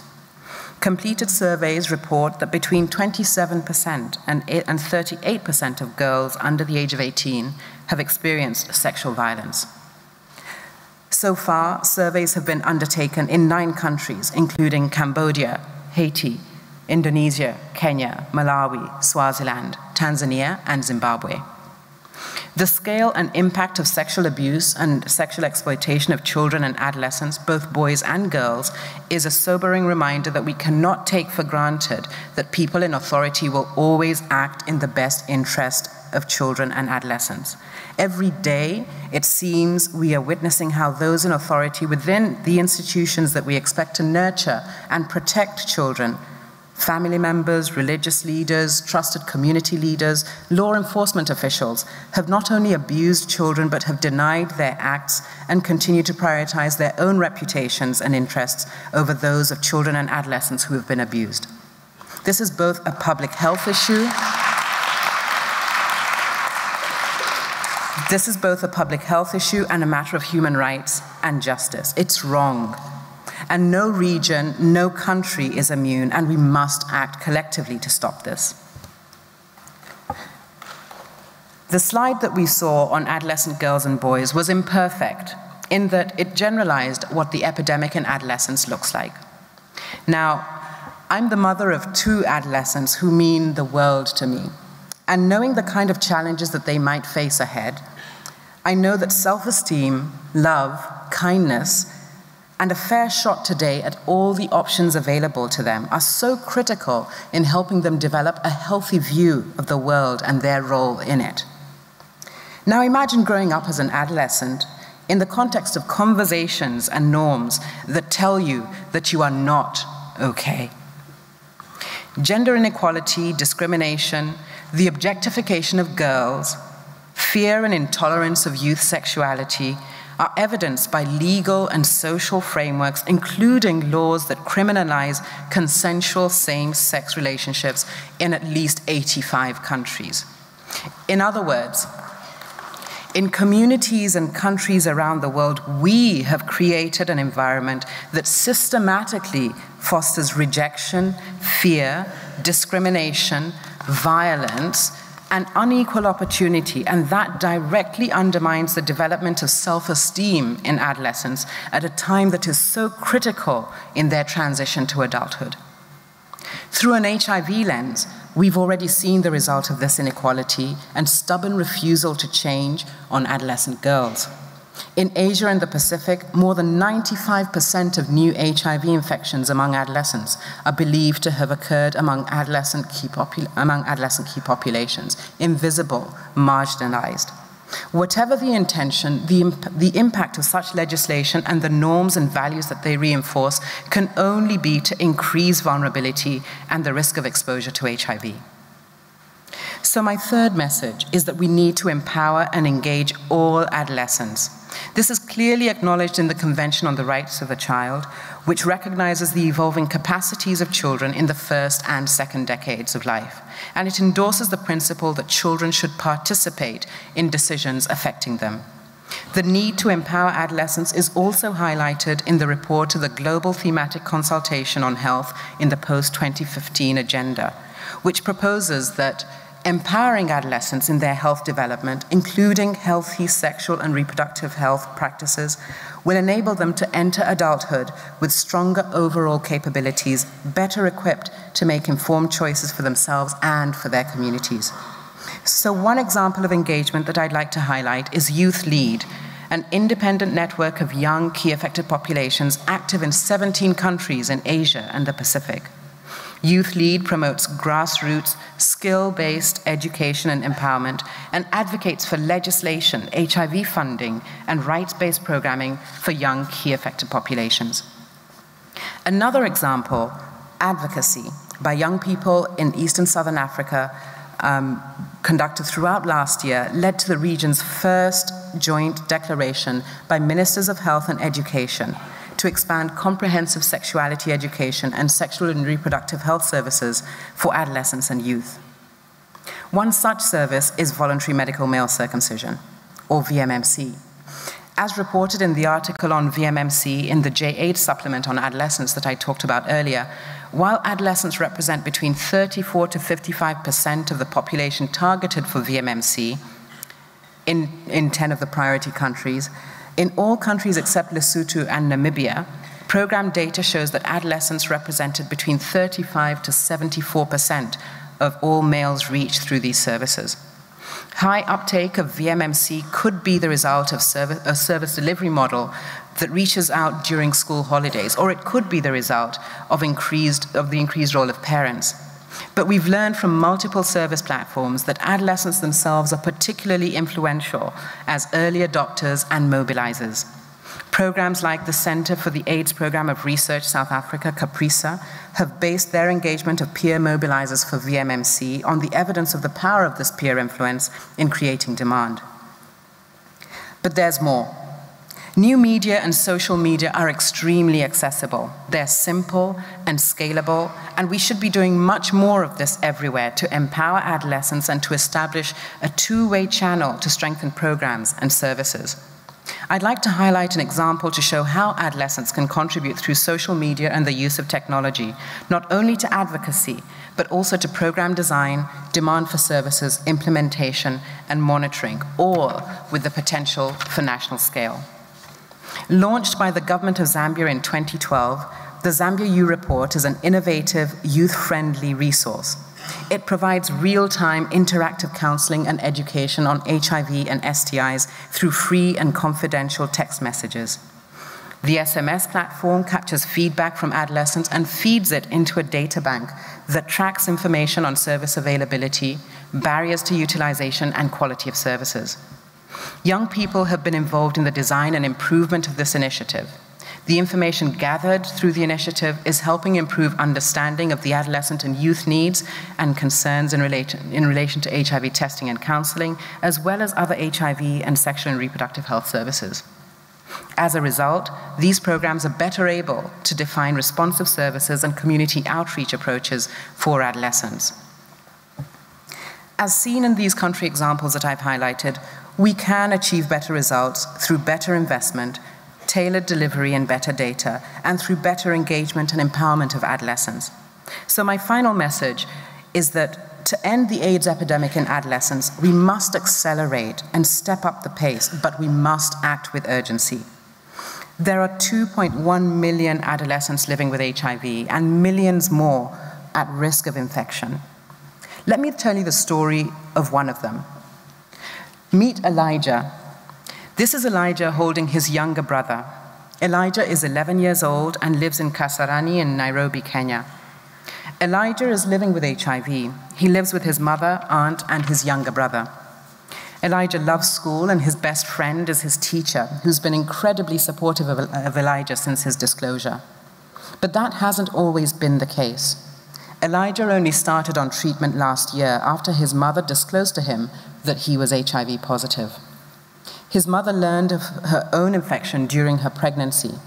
With support from the family-oriented PMTCT program that she attended, she was able to link her family, including Elijah, to HIV testing and counseling services.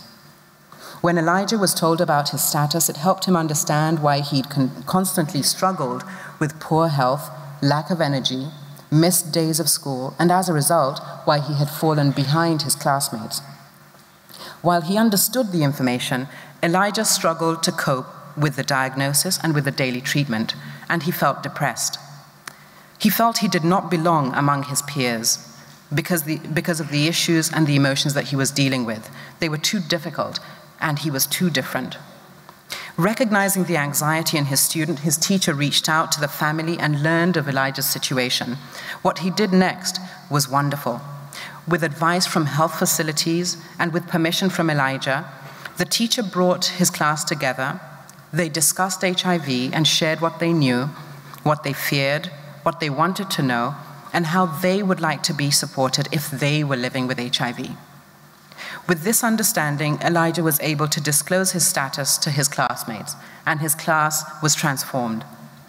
To this day, these adolescents are informed, supportive, and sensitive to Elijah's needs. They help him in any way they can, asking questions, offering ideas, and most importantly, sharing in Elijah's journey as he goes through adolescence living with HIV. Each one of them trying in their own way to make things better, knowing that it makes all the difference for Elijah. Every one of the 2.1 million adolescents living with HIV should have the same compassion, friendship, support, and treatment as Elijah.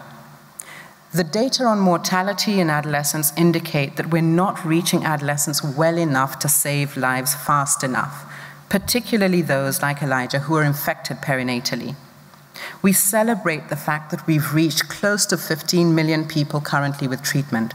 Surely we can accommodate 2 million more.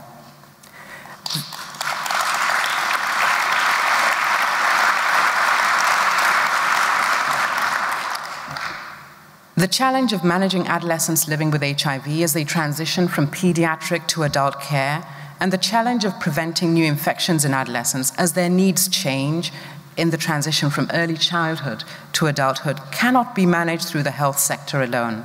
We need to draw on communities, existing networks of adults, peers, and providers across multiple sectors to build support systems that recognize, prioritize, and respond to children in this crucial decade of life. This takes leadership, it takes time, and we must start now. Thank you.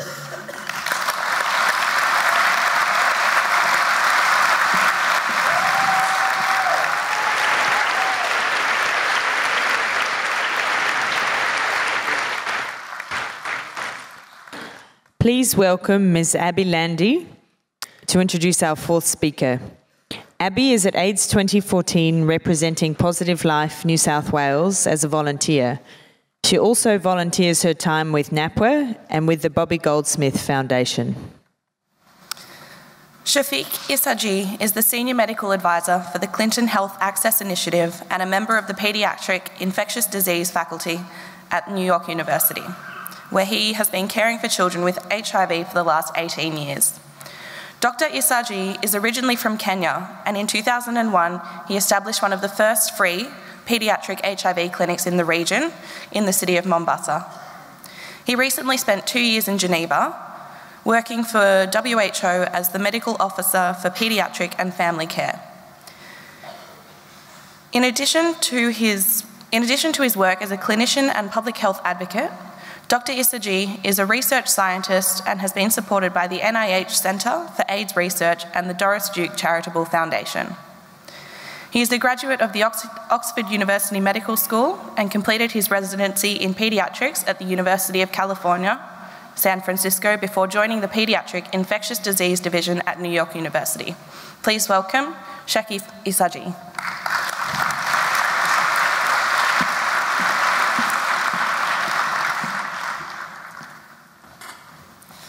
Thanks very much for that generous introduction. I hope my mum is listening. Hello, Mum. I'm sure she is. Thank you also to the organizers for inviting me to speak today on an issue that's really of tremendous global significance and goes very well with what we've been discussing today, and that's the state of the HIV epidemic as it affects children. Now, this is the most recent Global AIDS Progress Report on PMTCT, and it was released earlier this week.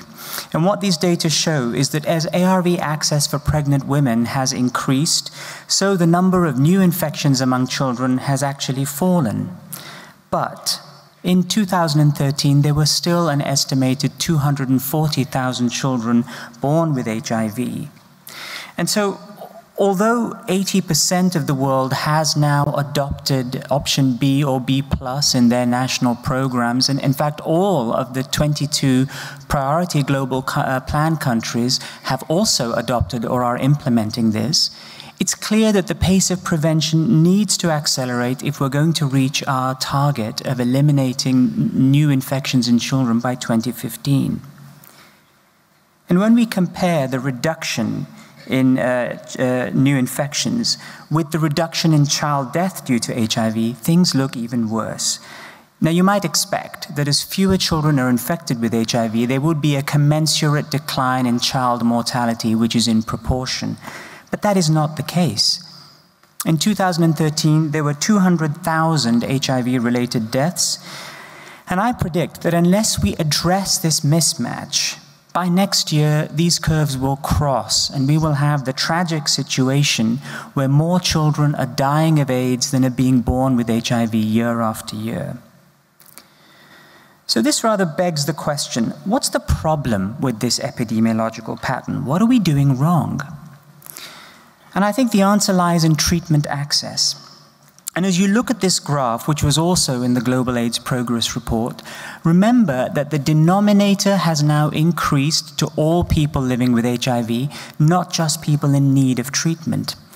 And that's probably why the numbers look a lot smaller than you've used to be seeing in previous reports of this nature. But the important message from this slide is that the coverage gap between adult and pediatric coverage has actually widened. So perhaps I hear you saying that we've heard all of this before. You know, it's terribly sad, but we're doing the best we can, and it's just very difficult to treat children. Well, permit me to challenge this viewpoint, because I think the reasons of yesteryear do not apply to the situation as it stands today. I think we used to say that we don't have the right drugs and formulations to treat children. But in fact, since 2007, we have been developing a series of child-friendly fixed-dose combination drugs, and for the most part, these products are dispersible. They are taste masks, so when you put them in water, they end up tasting like orangeade. And they are both affordable as well as available in most parts of the world. They're actually approved by both the US FDA and the WHO pre-qualification program. And that means that they can be procured with Global Fund as well as PEPFAR dollars, which means that it's very, very important for them in terms of achieving access. We believe that around 80% of children across the world are already on fixed-dose combination therapy. Now, the situation is not perfect. We still need better options for third-line drugs in children. We still need smarter, newer treatments for the next generation of therapies. So I'm not saying we don't need additional research and development in drugs for children. And we especially do need a heat-stable, child-friendly form of lopinavir/ritonavir. This has been long awaited, but we believe that it's coming very soon, perhaps even by the end of this year. So in answer to those who say we don't have the right drugs and formulations to treat children, I would say, actually, yes, we do. So what about myth number 2? Well, this is something that we used to hear a lot. It's too complicated to treat children. You need specialists to be able to do the dosing. But in fact, WHO has for the last several years published simplified, harmonized weight band dosing for all ages and all formulations of pediatric drugs. This is really about as simple as it could get. Now again, many organizations in the field have taken up this kind of guidance, and the Clinton Health Access Initiative is one of them, and produced simplified tools and job aids that are really designed for all tiers of the health system. So to those who say it's too complicated to treat children, I would say actually it really isn't that complicated. What about myth number 3? We used to say we don't have the tools to find infants because virologic testing is too hard to do. But in fact, since 2007, there has been a 15-fold increase in the number of DNA PCR tests that we've been doing worldwide. Much of this is really down and thanks to Unitaid, which has funded literally millions of these tests for national procurement for the last several years.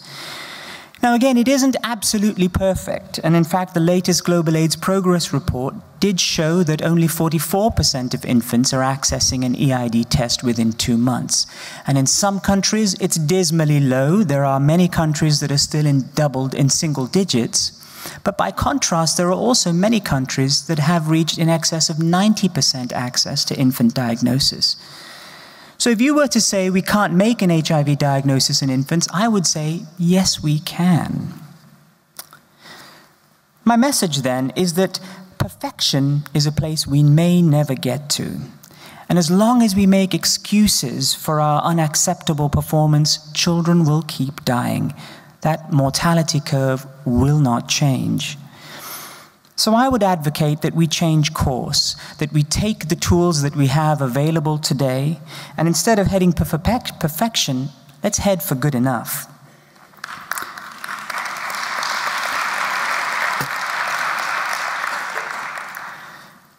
How are we going to get to good enough? Well, I think there are 5 issues that stand out as key bottlenecks across the continuum of care, and they address the diagnosis issue, the linkage to treatment, as well as treatment itself. I think we're not looking in the right places to identify HIV-infected children, and when we find them, we're not linking them to care, so that many are lost before they're started on treatment. We're also really stalling in our efforts to decentralize pediatric treatment and to use task-shifted models of service delivery. And 2 issues that cut across the whole spectrum of the continuum are the issue of integrating pediatric HIV into maternal child health services and our failure as a global movement to harness the power of the community as a partner for pediatric scale-up. I'd like to address each of these in turn, and we'll start with diagnosis. And this is real data from the Uganda National Program. And what this shows is that in 2012, among the samples that had a site of testing listed on the forms that were submitted to the program, and there were 18,000 of those, overall, the prevalence of positive specimens that were coming from the PMTCT programs, from the infant diagnosis programs, was relatively low, somewhere between 5 and 9% in most situations. But the samples that were coming from pediatric inpatient wards, or from the sick outpatient unit, or from an outreach program that was designed to identify mothers that had been lost to follow-up, had much higher prevalence rates. They accounted for less than 8% of all the samples, but more than 16% of all of the ones that were positive. So the real question is, in the era of B+, are we looking in the right places by focusing on EID within PMTCT programs?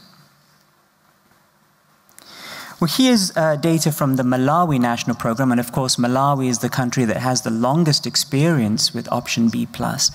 And these data also confirm this shifting trend in pediatric HIV prevalence. I'm grateful to the Malawi Ministry of Health for providing me with this.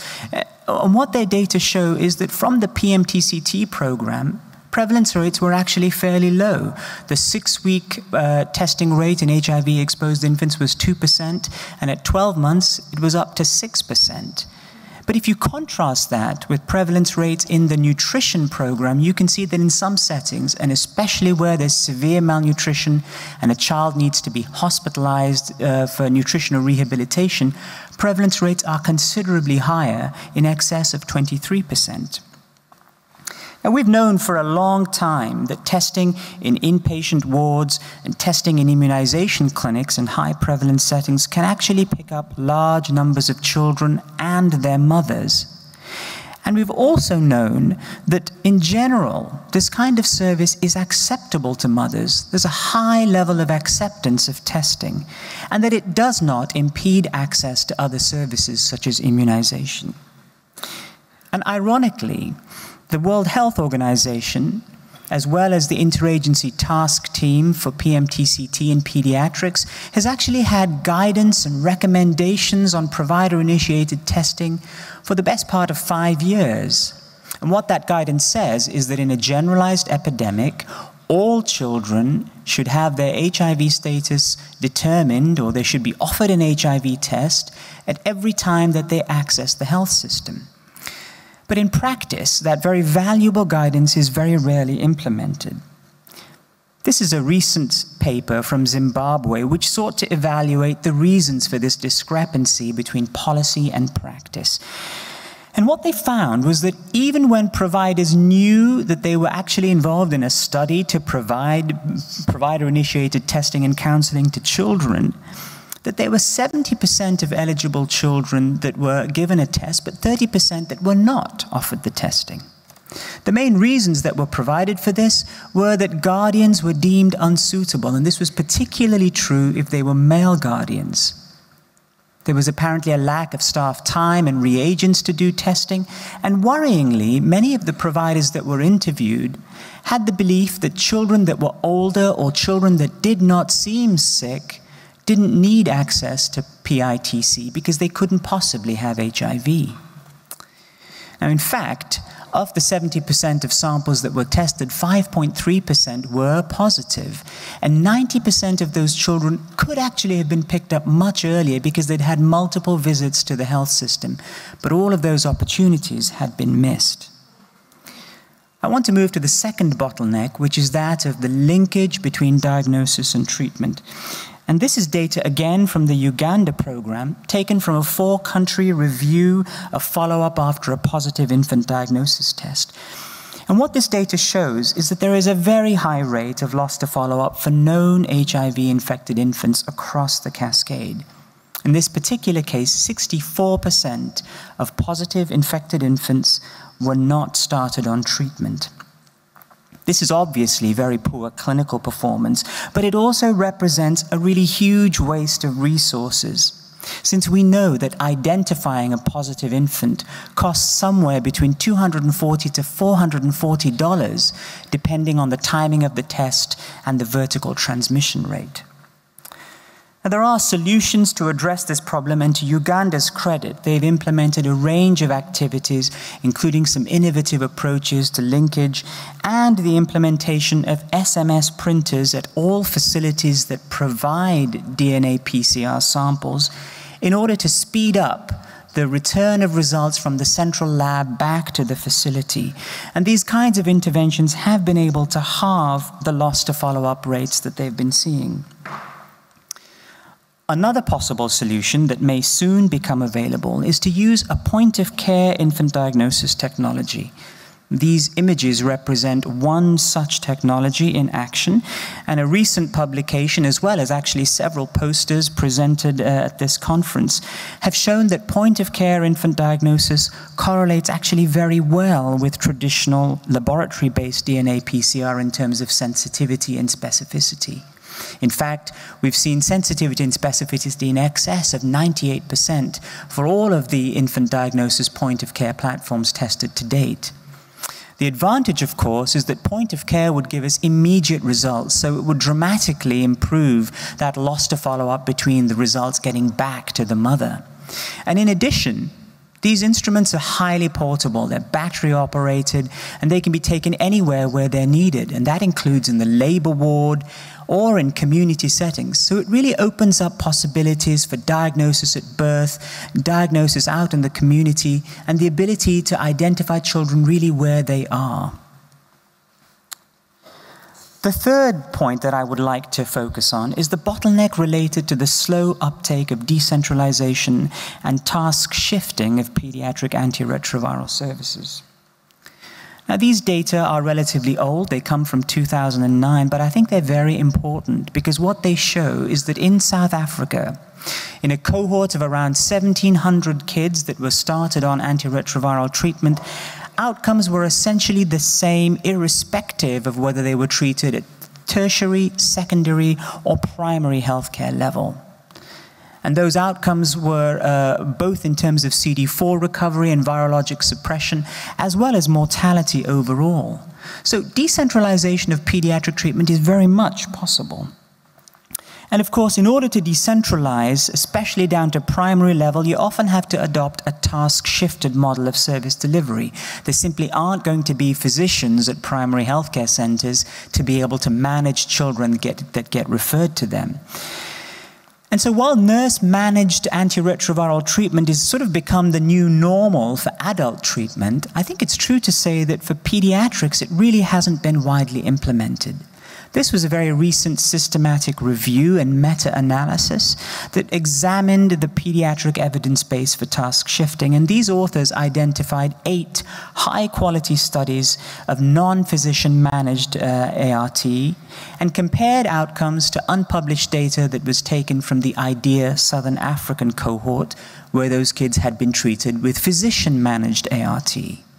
And what these results show, they're a little difficult to see, but I've tried to highlight in red the mortality statistics and in blue the loss to follow-up statistics. And what they tell us is that over a 36-month follow-up period, there was essentially no difference between nurse-managed and physician-managed antiretroviral services for children. One of the other success factors that were noted in many of the studies that were reviewed in this paper were that in cases that really showed the best outcomes, it was often because the model took a task-sharing approach rather than a task-shifting approach.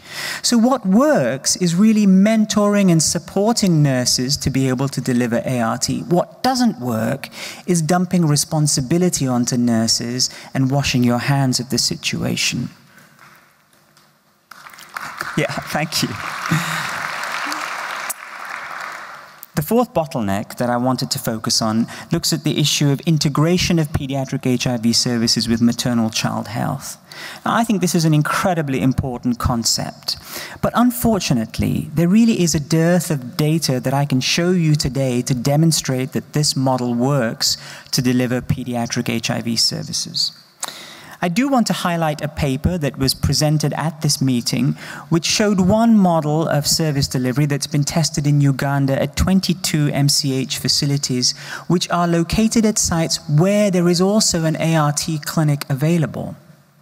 In this model, which was supported by the USAID Assist program, nurses within MCH and midwives were trained in maternal and pediatric HIV care, and both mothers and infants were offered a package of interventions that included HIV services as well as the routine maternal child health services. To date, this model is following over 1,000 mother-baby pairs in continuous and ongoing follow-up, and they've been able to show that this approach has been very highly accepted by mothers, and there's over 100% uptake of the service package that's been offered. And I think there are 2 important lessons to be learned from this example. Number one, they don't keep mothers the whole time. They discharge them back to the ART clinic once they reach 18 months of postnatal age. And in addition, they find that the mothers that come back for services do so because they really value the continuity of having the same provider that they saw prepartum and that they can continue to see postpartum. So that issue of continuity was really essential to the success of this program. The second thing that I think is very important is that while this program integrated services into MCH, they also maintained a very strong linkage with the ART clinic in their facility.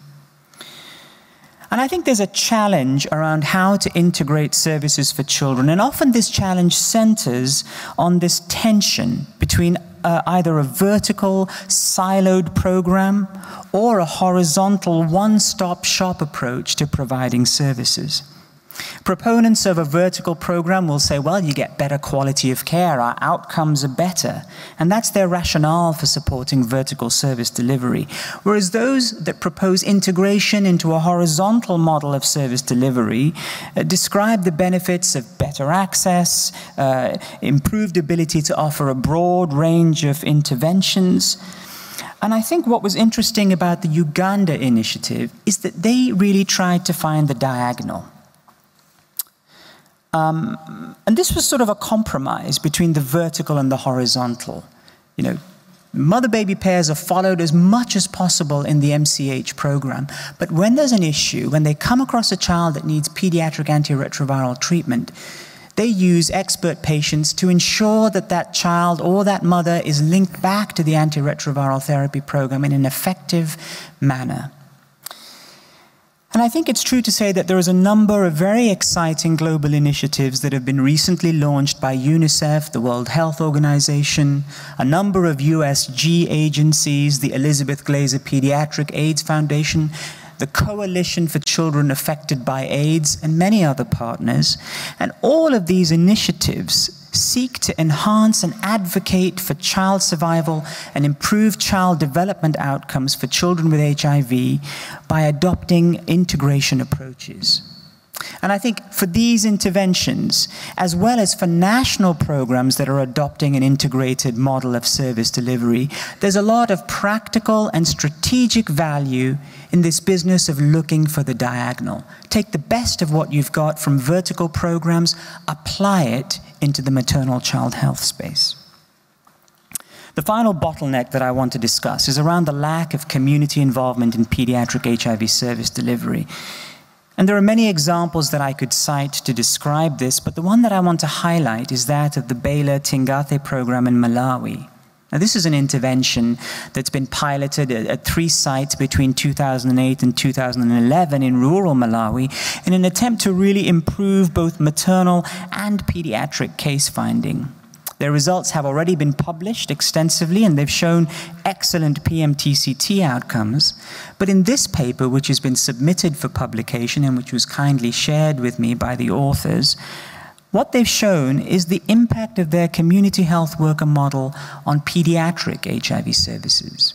So what Tingathe does is it takes lay community health workers, it trains them in various aspects of pediatric HIV care, including HIV testing and counseling, active case finding, PMTCT support, infant diagnosis, how to actually take dried blood spots, and linking them into a service delivery setup.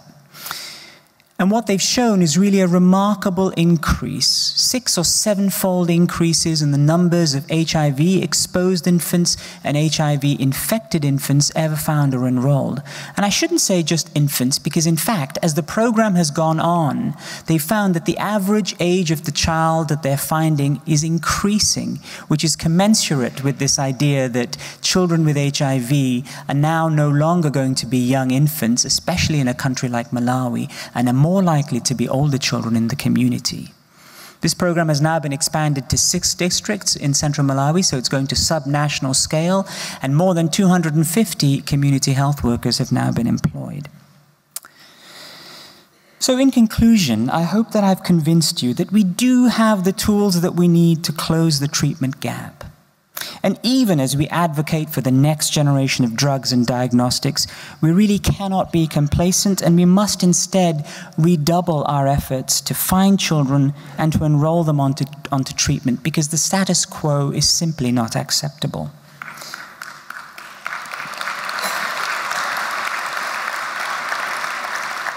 I hope I've shown you that our approach to finding infected and exposed children needs to go beyond the PMTCT cascade.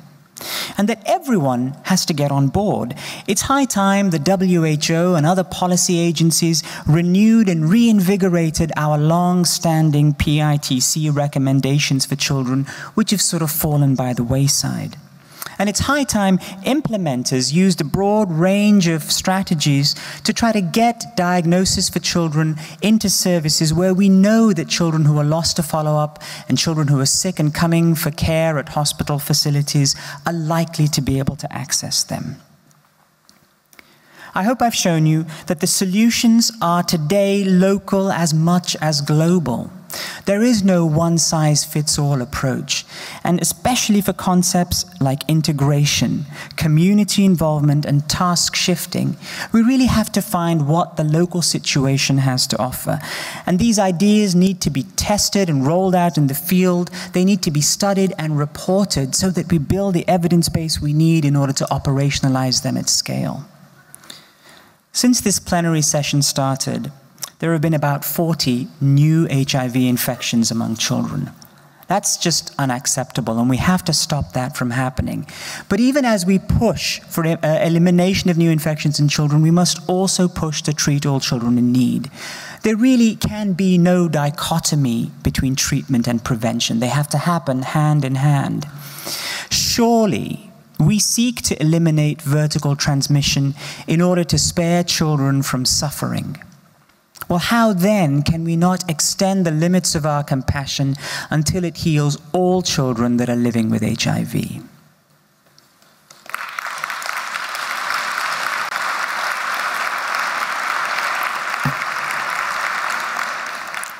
We often say in pediatrics that it takes a village to care for a child, and it certainly took a village to come up with this plenary presentation. So many people, in fact, that I may have forgotten to add a few names to this list. So if I've forgotten you, I apologize, and I thank you very sincerely, and I especially want to thank all of the people that are mentioned here for their undying support, both of my work personally and for their tremendous help in developing the materials for this presentation. I thank you for your attention, and I hope that as you go back to your homes, you're going to take some of these messages back with you and do all you can to find and treat more children living with HIV. Thank you.